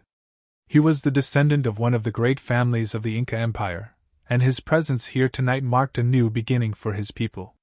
His face, full of youthful determination, reflected the pride he felt in his heritage. He stepped forward, his gaze locked on Inti Raymi as she continued to chant. The young man, Pachacuti, named after the great emperor who had founded the Inca Empire, approached the fire with a sense of awe and reverence. He was to be the chosen one, the one to carry the flame of the Inca legacy into the future. As Pachacuti knelt before the fire, he took a deep breath, feeling the weight of the world upon his shoulders. The flames flickered higher as he extended his arms toward the fire, offering up a prayer to the gods, asking for their guidance and protection. He closed his eyes, feeling the energy of the earth beneath him, the ancient mountains rising up around him like silent sentinels. The fire crackled and popped, and in that moment, it felt as though time itself had stopped. The world seemed to fade away, leaving only the young man and the sacred flame.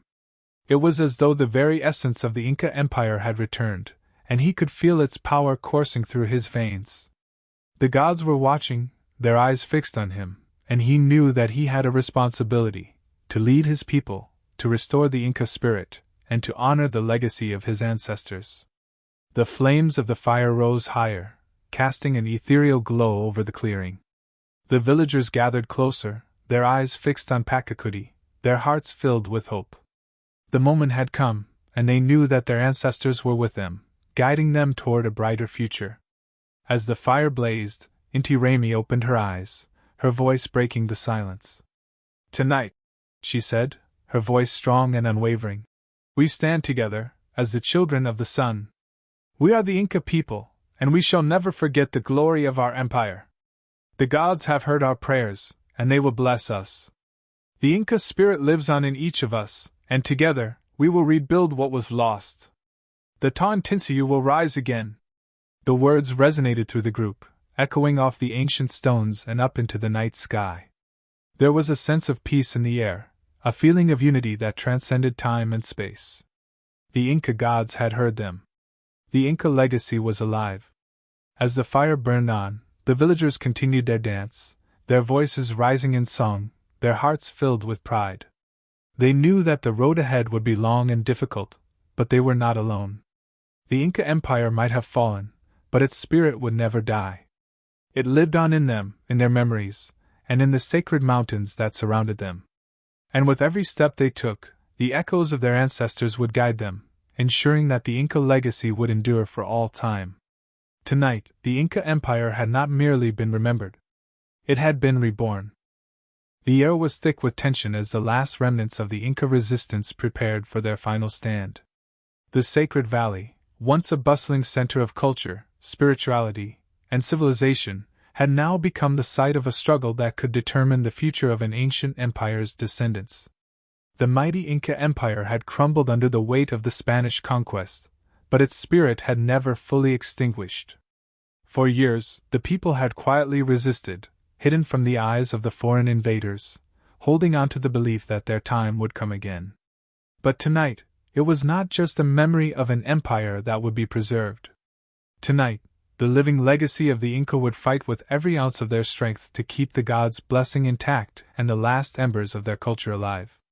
The villagers had gathered in secret, under the cover of night, at a remote location near the Temple of the Sun, where the remnants of their sacred culture lay in ruins. The moon hung low and full above, casting a silver veil over the land, illuminating the jagged peaks of the Andes that towered above them.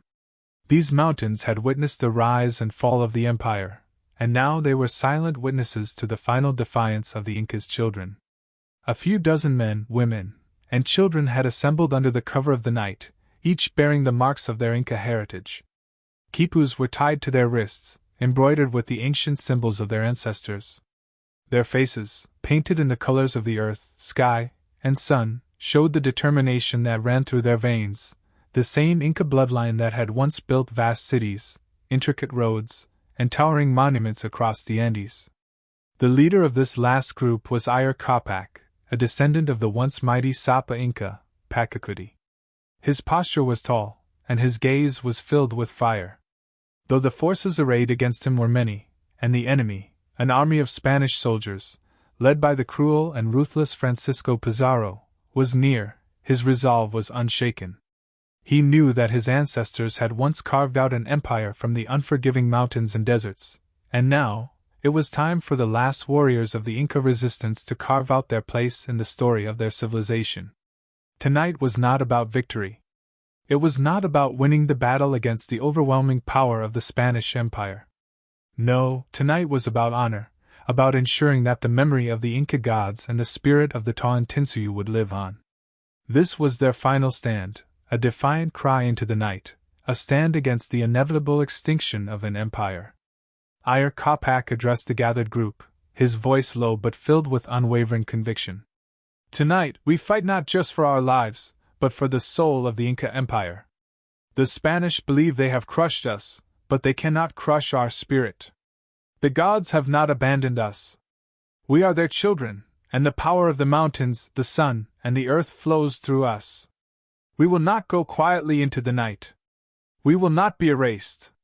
We are the last remnants of the Tawantinsuyu, and we will make sure that this land remembers. The villagers listened intently, their eyes reflecting the fire that burned in the pit before them. They had lived in the shadow of defeat for so long, but in this moment, they found the courage to face the Spanish once more. Every face in the crowd, whether young or old, noble or common, was filled with the resolve to protect their way of life.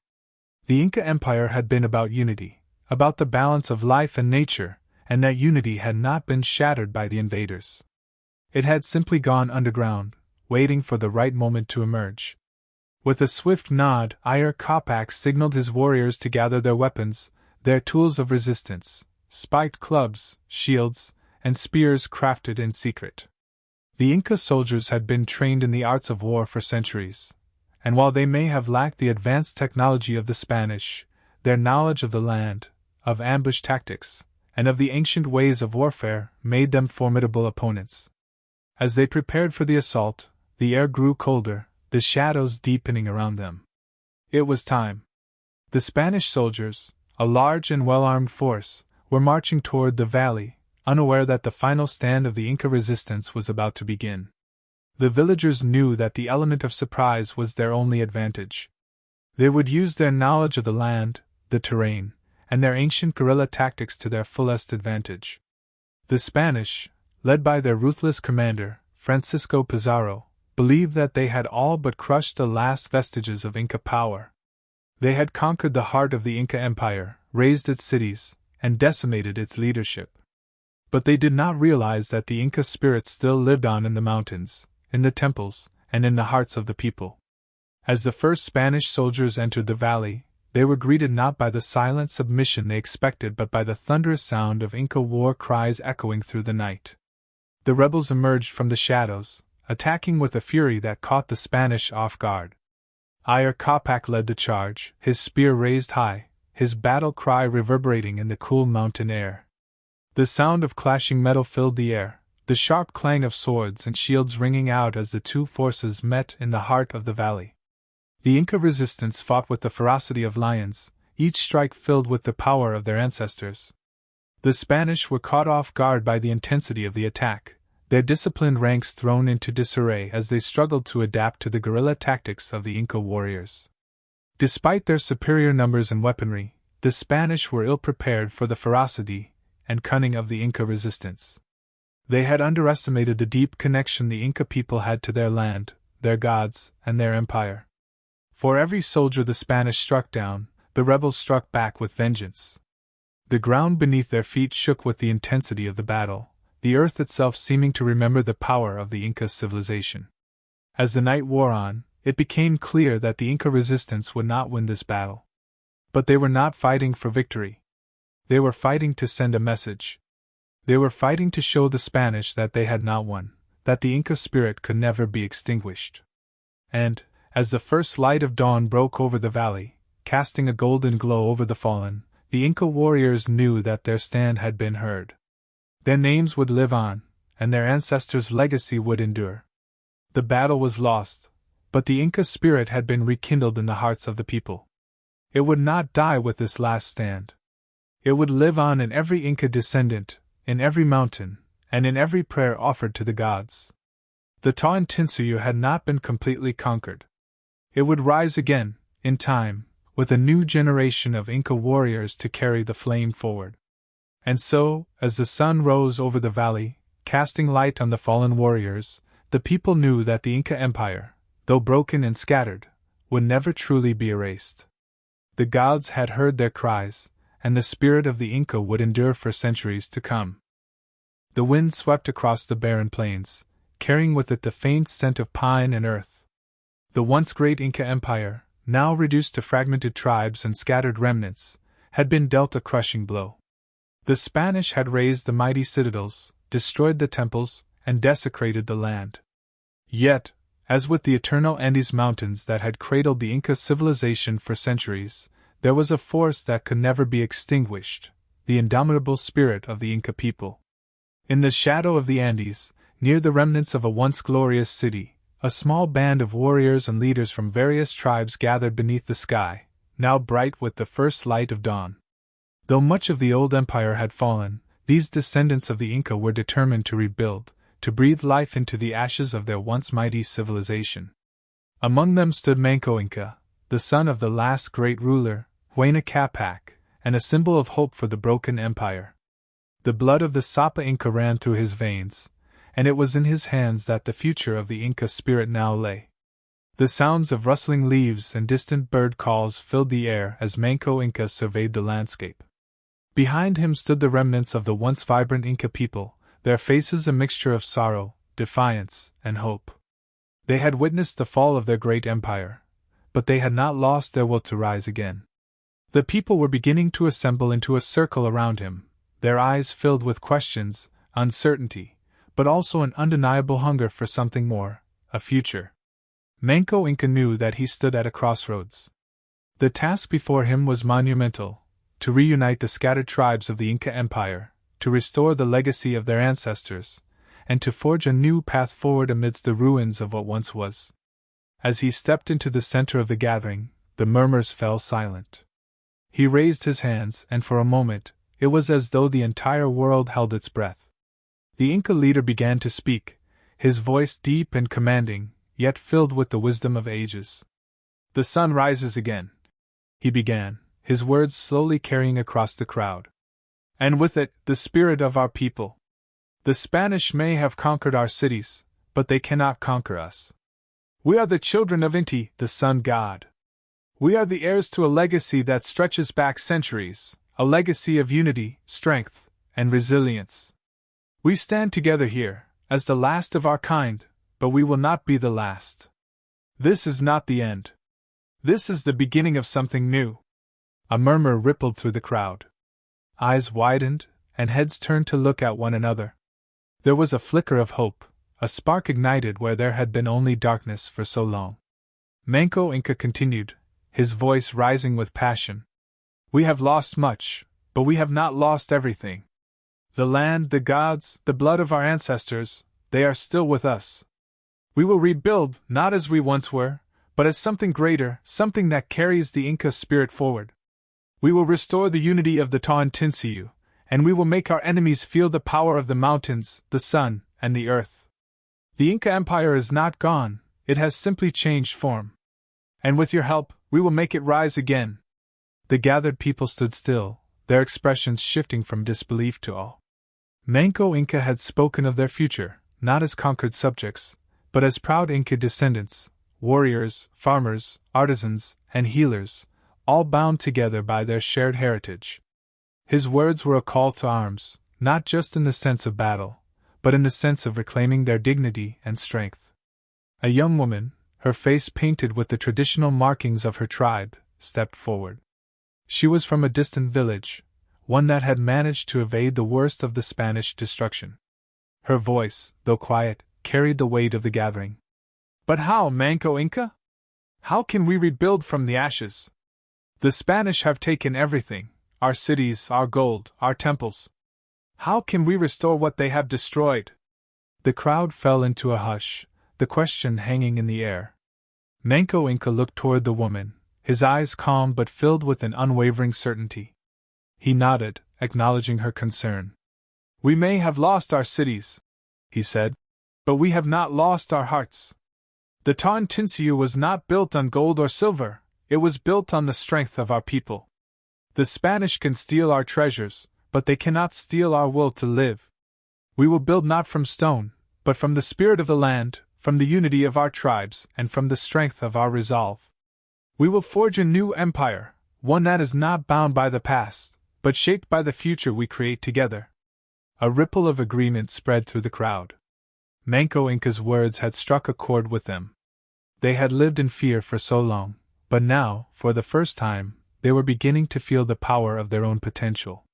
The Inca Empire was more than an empire of land, it was an empire of identity, of shared customs, culture, and beliefs. The Inca spirit had been buried under the weight of invaders, but it could never be destroyed. It lived on in the songs they sang, in the stories they told, in the crops they grew, and in the way they honored the land. The Inca gods, too, were still with them. Inti, the sun god, still watched over them from above, and the mountains still stood tall as silent protectors.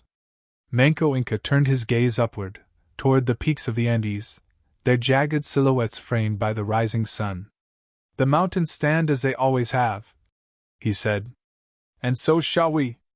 A collective murmur of agreement rose from the crowd, and as the sun continued to climb higher in the sky, something began to shift within the gathered people.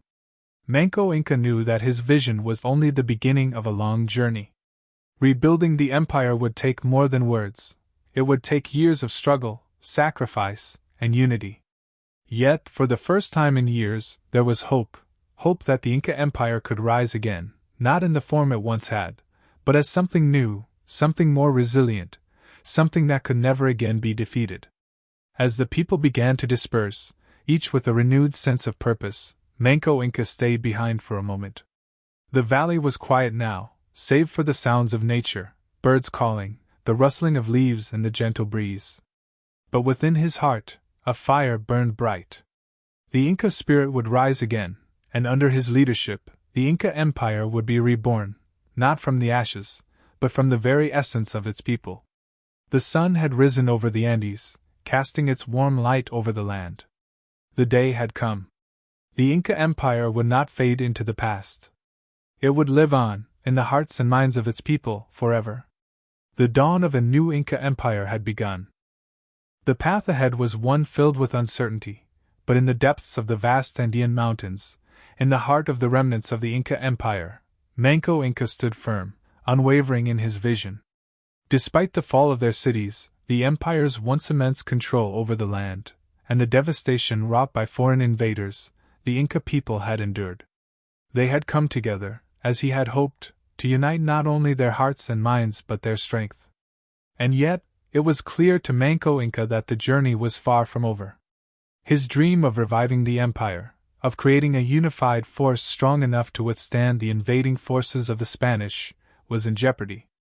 The great Inca Empire, known as the Tawantinsuyu, had been founded on unity. Its very name represented the idea of 4 provinces, all bound by a shared belief system, culture, and unwavering loyalty to the Sapa Inca. But now, centuries of dominance had given way to division, and the lingering question that haunted every gathering was whether the diverse tribes, once united under the empire, could reconcile their differences to form the solid, united front they once had. The remnants of the Inca tribes that had survived the conquest were diverse, some situated high in the mountains, others along the fertile river valleys. Among them, the Cuzco region, where Manco Inca had once ruled, was still the heart of their traditions, and it was here that he gathered his people for the first significant meeting in years. But now, as the winds of change blew through the mountains, he could sense that his dream would not be easily realized.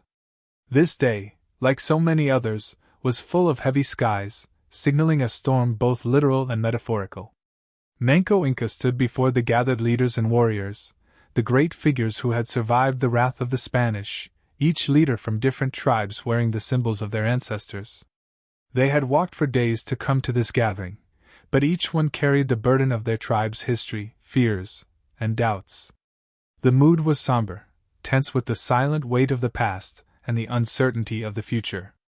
A multitude of feelings swirled around the assembly: fear, resentment, suspicion.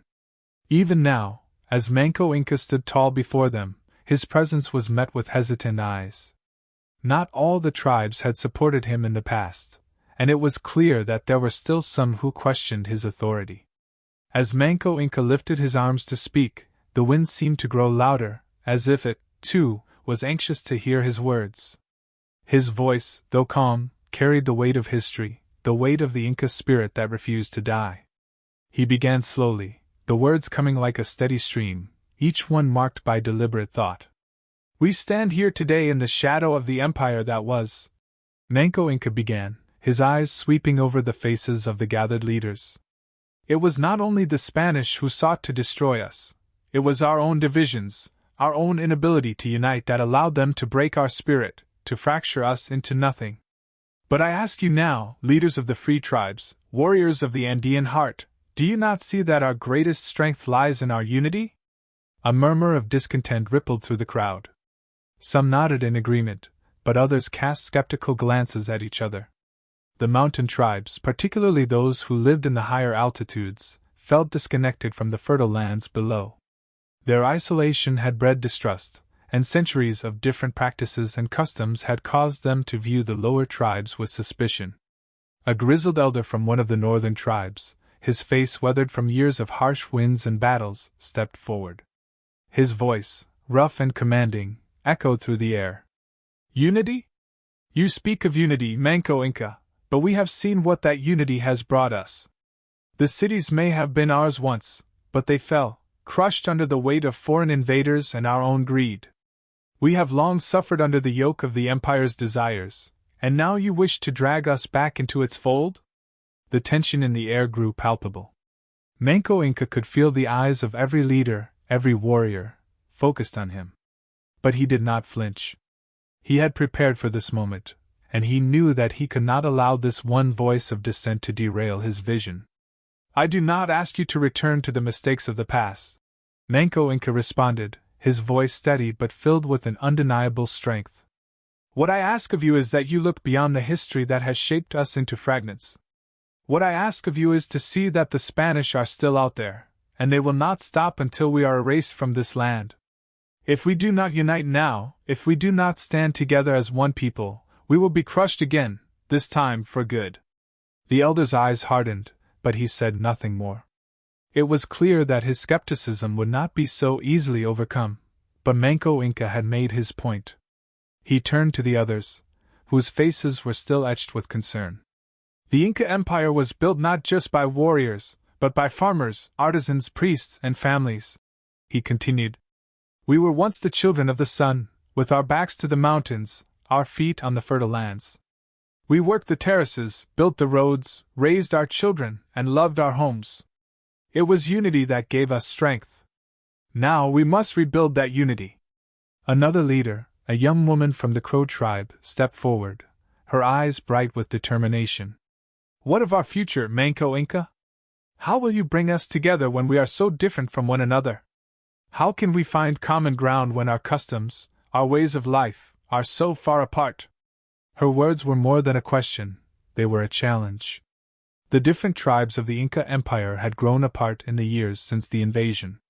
Some had embraced the new ways of life, adopting elements of Spanish culture, while others had remained steadfast in their ancestral traditions. The divisions between them were vast, and many believed it was impossible to bridge the gap. But Manco Inca was not a man to back down from a challenge. He knew that the road ahead would be difficult, but he also understood that this was the only path forward. The empire's old form might be gone, but its spirit, its essence, still burned within them. We do not need to erase our differences, he replied. But we must find what unites us.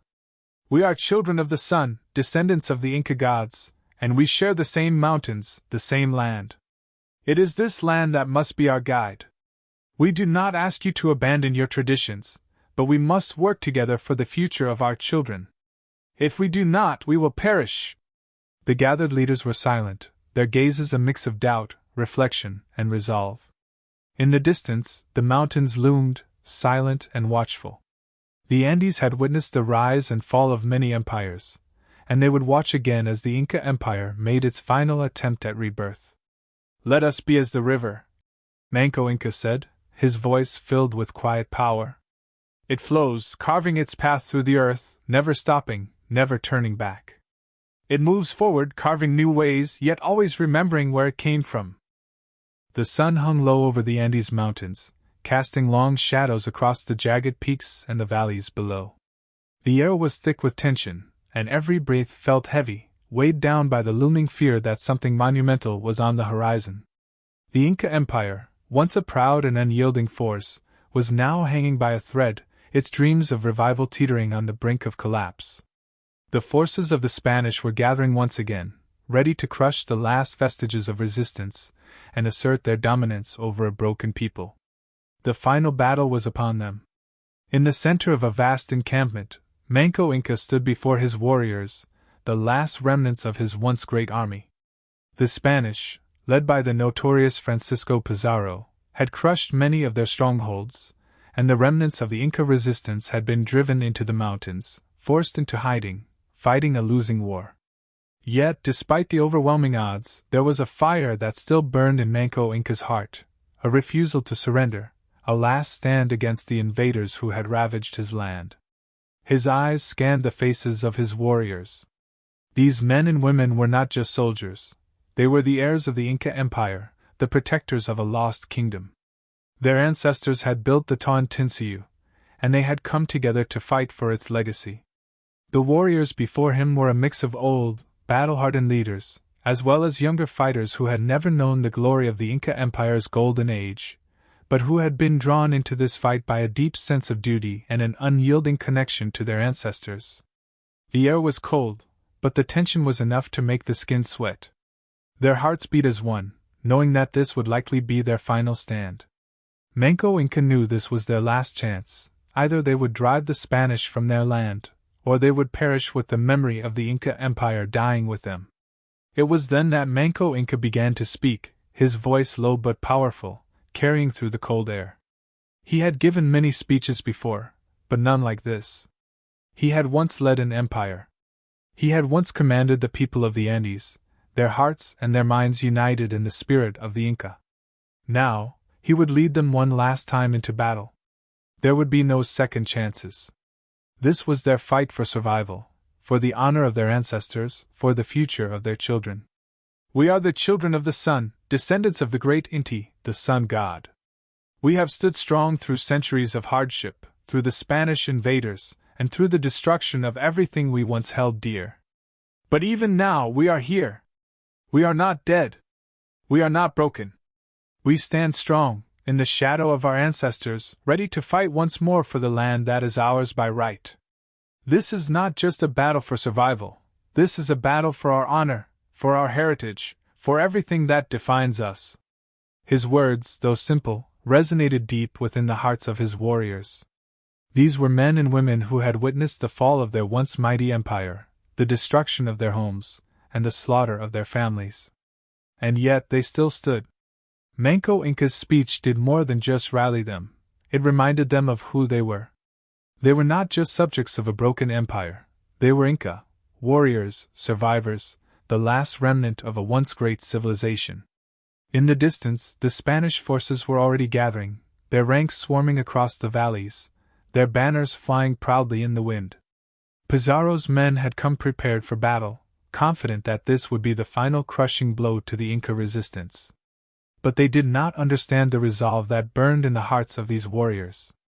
Manco Inca knew that the Spanish underestimated them, as they always had.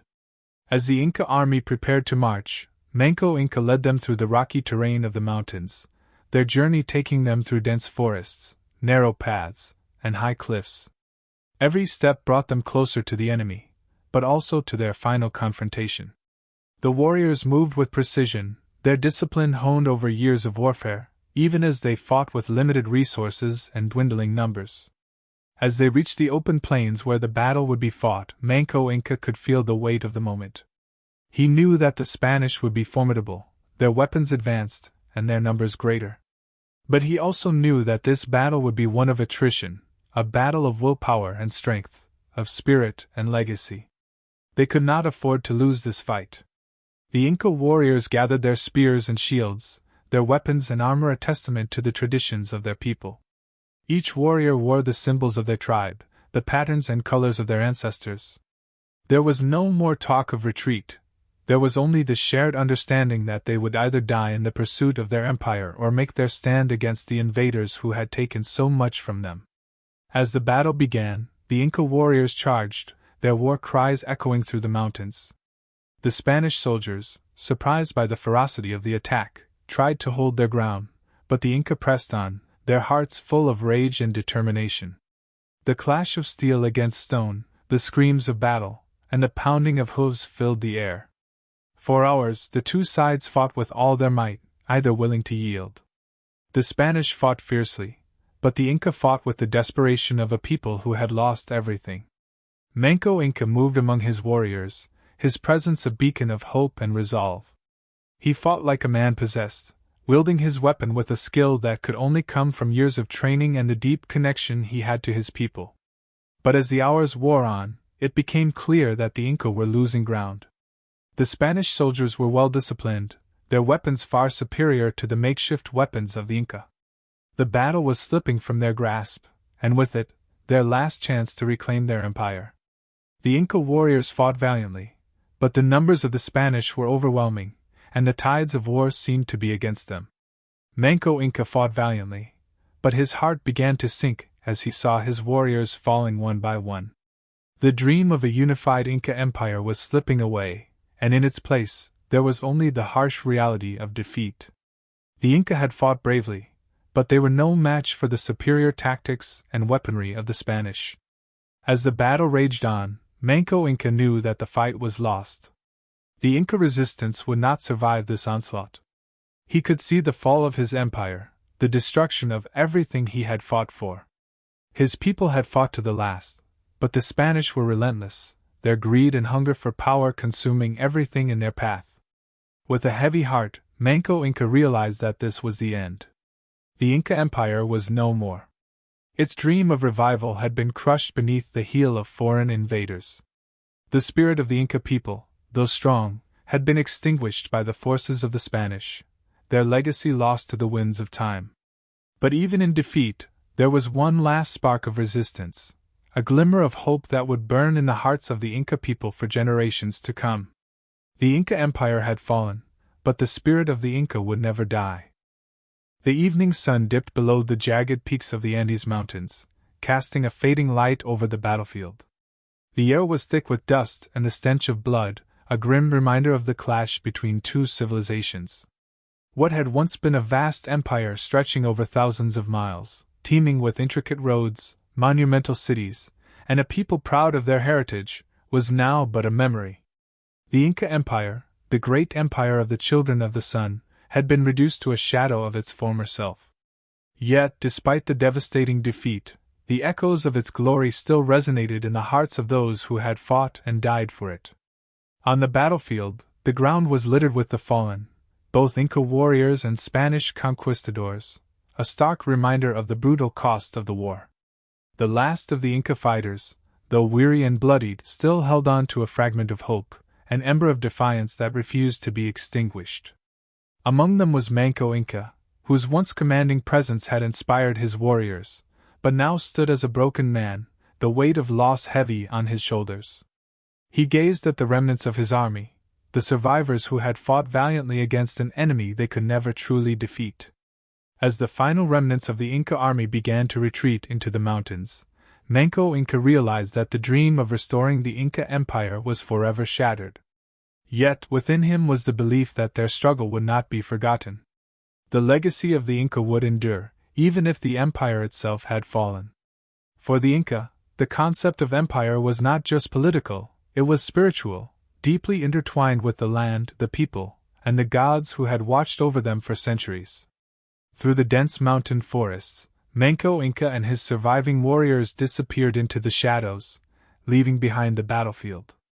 The Spanish, having defeated the Inca, were left to pick over the spoils of war, but the victory felt hollow. For while they had defeated the Inca army, the spirit of the Inca Empire still lingered in the mountains, in the hearts of the people, and in the countless ruins that dotted the landscape. The Spanish had conquered the land, but they had not conquered the memory of what had been.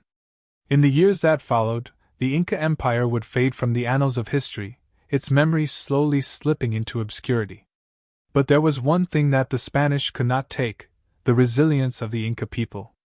Over time, the Inca who survived the initial onslaught of the Spanish and the colonial period began to rebuild their communities.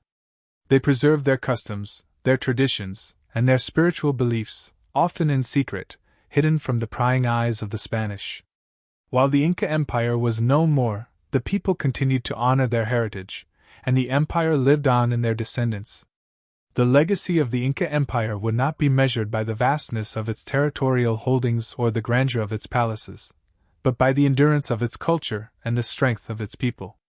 The Inca, with their advanced knowledge of agriculture, engineering, and medicine, would continue to influence the Andes region long after the fall of their empire.